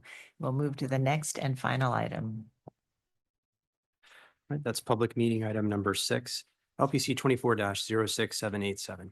An application for a certificate of appropriateness in the Borough of Brooklyn, block 1916, lot 63, 260 to 264 Waverly Avenue in the Clinton Hill Historic District. This is a garage built after 1906, and the application is to modify window openings, replace windows, reconstruct the rear addition, excavate the cellar, and legalize the installation of a cornice without LPC permits. This was last presented at the public hearing of December 10th, 2024. No action was taken at that time. The applicant will present revisions to the proposal in response to your comments after we open the proceedings. Commissioner Lutfi, would you make a motion to open the proceedings? So moved. Thank you. Commissioner Goldblum, would you second that motion? Second. All in favor, say aye. Aye. Any opposed? All right, you may begin. Hey, good afternoon. My name is Bruce Engel, representing this project, co-designer. Thank you for your time for meeting with us again. Commissioners, I'll try to be brief. I know it's been a long morning for everyone. This is unfamiliar. Sorry? Oh, the keyboard.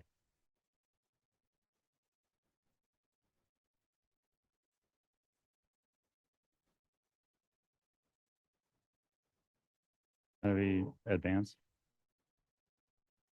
Click here. Sorry about that. We listened to all your comments about the facade redesign. On the east facade facing the street, the north facade facing a parking lot, and the west facade facing the backyard. We went through your comments and we hope that we addressed all the comments that you made, and I believe that it has resulted in a better overall project. On the bottom left, you'll see the existing facade design. On the top right, you'll see what we had proposed back in December. And then through a series of redesign, we're proposing here the bottom right facade design, and I'll point out a few of the features that we've incorporated. You had pointed out there was kind of an ahistoric cornice that's out of wood. We're proposing to now rebuild the cornice based off the rear historical cornice out of brick. You had made a comment that there was just too much glazing, that the proportion of solid void had kind of was not working. And so we listened to those ideas, especially in relationship to the top 2 middle windows, which we had proposed to be all the same. We reduced those windows, but we did change the proportion just because of the usage inside. The existing spaces upstairs, and those upstairs windows are a laundry room and storage. And now that's a home office space. So we just reduced this, we lowered the sill to accommodate, good sitting desk height, but tried to respect the change in scale on the second story. We raised the lintel heights on the ground floor, which we had proposed on the last iteration. There was no objection to it. I just wanted to explain one of the reasons for doing that is there's a difference in level from the entrance, from the sidewalk to the backyard. And there's a few steps up in the existing and then a step back down to the outside. So we raised the floor slightly in this ground floor to help accommodate the grade change from entry to the back. And in order to provide a little more living space for the inside as well, In this redesign, we removed the very left-hand side, very south door that was a pass-through from front to back, and now using the garage as part of that access pass-through. Here you can see the lintel heights adjacent with the building adjacent and the heights of those lintels. So our lintels will come up on the grade on the ground floor, but not as high as the neighboring building. This is a blown up facade of the overall street facade proposal. And this next slide shows the modifications from existing to proposed. This was a slide just showing where we've come from, what we had proposed and was rejected in December. One final note, there was a comment also about how the entrance had been separated from the windows. And so we brought that back to how it currently is. I'm going to now rotate around to the north side of the building. This facade faces a parking lot that I believe is used for nearby university. There is a wall along the ground floor height that faces east along the street.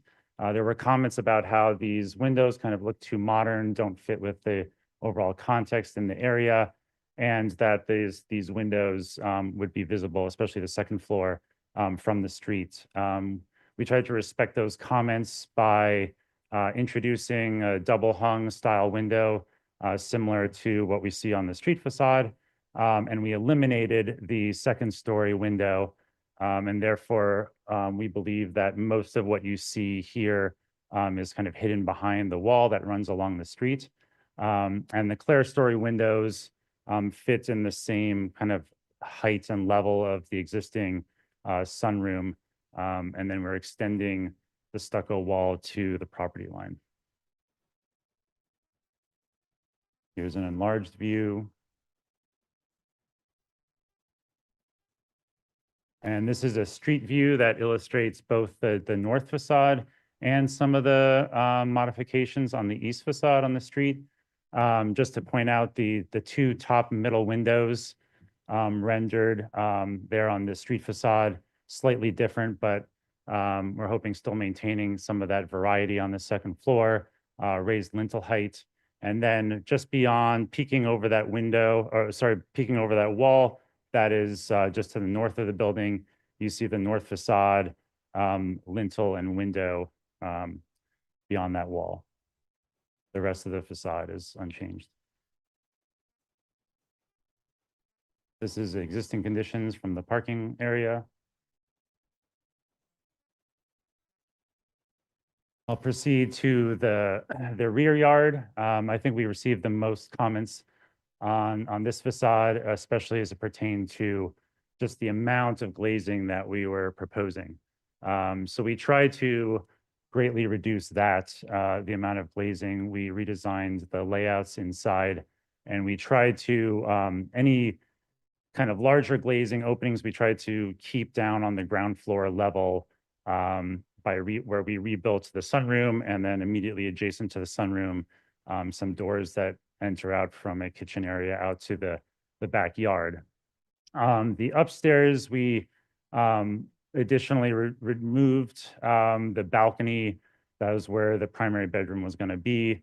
It is now where you see the rebuilt roof deck, and we tried to replace the windows with the same type of proportioned windows that you saw on the back facade and you see on the front facade.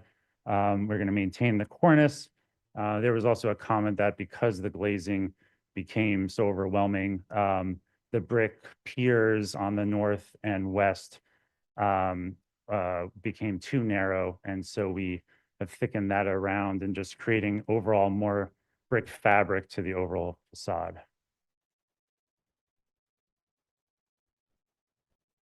These are some photos from the rear as is.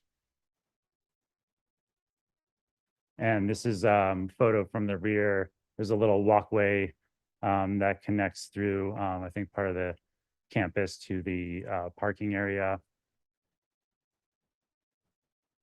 And that's the existing sunroom, back rear, and the sunroom that will be rebuilt.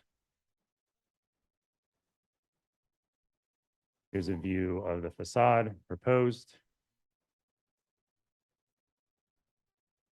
And the other slide showing the existing openings with the proposed openings.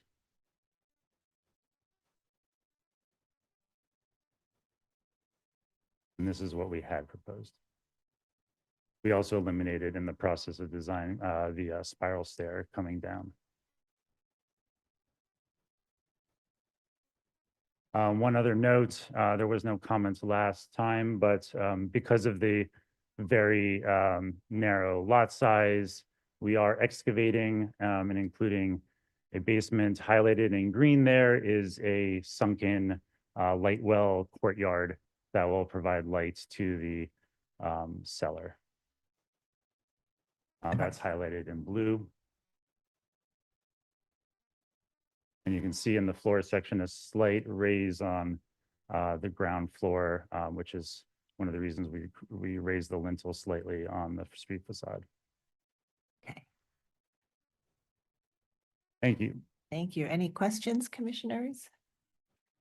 Okay, well, and I will note that the Citizens for Responsible Neighborhood Planning of Clinton Hill and Fort Greene did submit a letter, which was shared with you all in advance, recommending approval of the application in its current form. So we can start our discussion. We saw this application last in December, and at the time, as the applicant said, we had comments about the proposed wood cornice on the front and asked them to use the rear cornice as a model, and the proportions of the openings both on the front and the back. And at the front, they have reduced the openings at the top floor to add a little bit, retain a little bit of that variety. And at the back, they've significantly reduced openings as well. And on the side facade, they've also reduced the opening of the double lot line windows. So Commissioner Chapin, would you like to start this one? Sure. I think that the architect and applicant have addressed very well our comments and concerns. The replacement of the cornice and and reducing the middle windows on the second floor, and also having the door join with the windows on the lower floor. The whole approach on the front, I think, is appropriate. And I think that also the inside are changes made there, changes on the back to reduce the amount of fenestration or solid, have a better solid to void relationship, have responded to our comments well. So I can approve this as presented. Thank you, Commissioner Lutfi. Commissioner Chapin, I want to thank the applicant for listening to us, hearing us, and responding accordingly, because I think the project is really, it looks very good as presented. The front is simplified. I thank you for building the cornice. There's a better rhythm with these smaller windows. Okay, and I think removing the door helps a lot also with the ratio of brick to the glass and doors. And then on the north facade, I think the window change works very well. And on the rear, I think you've done a good job of reducing the glazing, also retaining the cornice, and it's much more coherent and consistent with what one would expect with this kind of. I appreciate the fact that you're trying to let light in.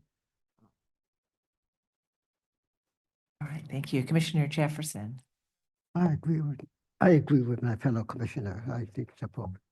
Commissioner Goldblum. Agreed. Commissioner Ginsburg, Agreed, appropriate. Commissioner Chen, Same here. and Vice Chair Barrow. All right, we're all in agreement. Commissioner Chapin, would you make the motion? Sure, thank you. Okay. In the matter of a certificate of appropriateness for Brooklyn, LPC 2406787, 260 to 264 Waverly Avenue, Clinton Hill Historic District. The garage built after 1906, applications to modify window openings, replace windows, reconstruct the rear addition, excavate the cellar, and legalize the installation of a cornice without Landmarks Preservation Commission permits. I note that the building style, scale, materials, and details are among the features that contribute to the special architectural and historic character of the Clinton Hill Historic District. I recommend approval, finding that the proposed work will not damage or eliminate any significant architectural features, that the removal of the wood cornice that was added without Landmarks Preservation Commission permits and its replacement with an articulated brick cornice will enhance this altered facade, utilizing an architectural element present at the rear facade, and will be in keeping with parapet terminations typical of this buildings of this style, type and style. If the historic masonry openings and ground floor infill at the primary facade have been changed over time, including raising and combining openings, and that the proposed enlarged, combined, and new window and door openings with cast stone lintels and sills are in keeping with that history of change. That the enlarged window openings will retain the variety and pattern of smaller central second floor windows, which has remained a constant feature of this facade over time. That the proposed 1/1 double hung paired and single metal windows, metal and glass doors with transoms, and roll-up garage door are in keeping with a simply designed utilitarian facade. That the new tall vertical window openings of the visible secondary lot line facade will be limited to the first floor and will not disrupt a regular fenestration pattern. That the reconstructed rear yard addition will occupy the same footprint, and only the change in the roof line and the addition of a clear story and the metal railings will be obliquely visible.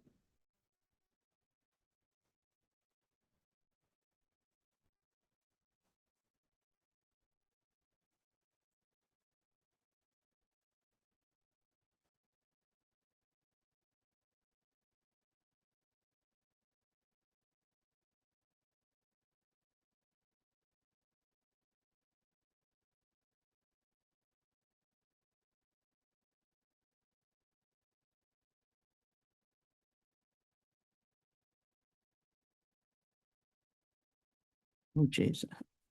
And this work will not detract from the special architectural or historic character of the building or the historic district. Did they pick that up then? Yes. I think Abby, can you confirm that you heard the findings for this approval? I heard most of them. There was a second where you cut out, so there's probably 2 or 3 findings that we did not hear. We're good. We're good. I think we got most of it on the recording and all of it in person, so I think we're good. All right, Commissioner, Vice Chair Bland, would you second that motion? Second. Mark?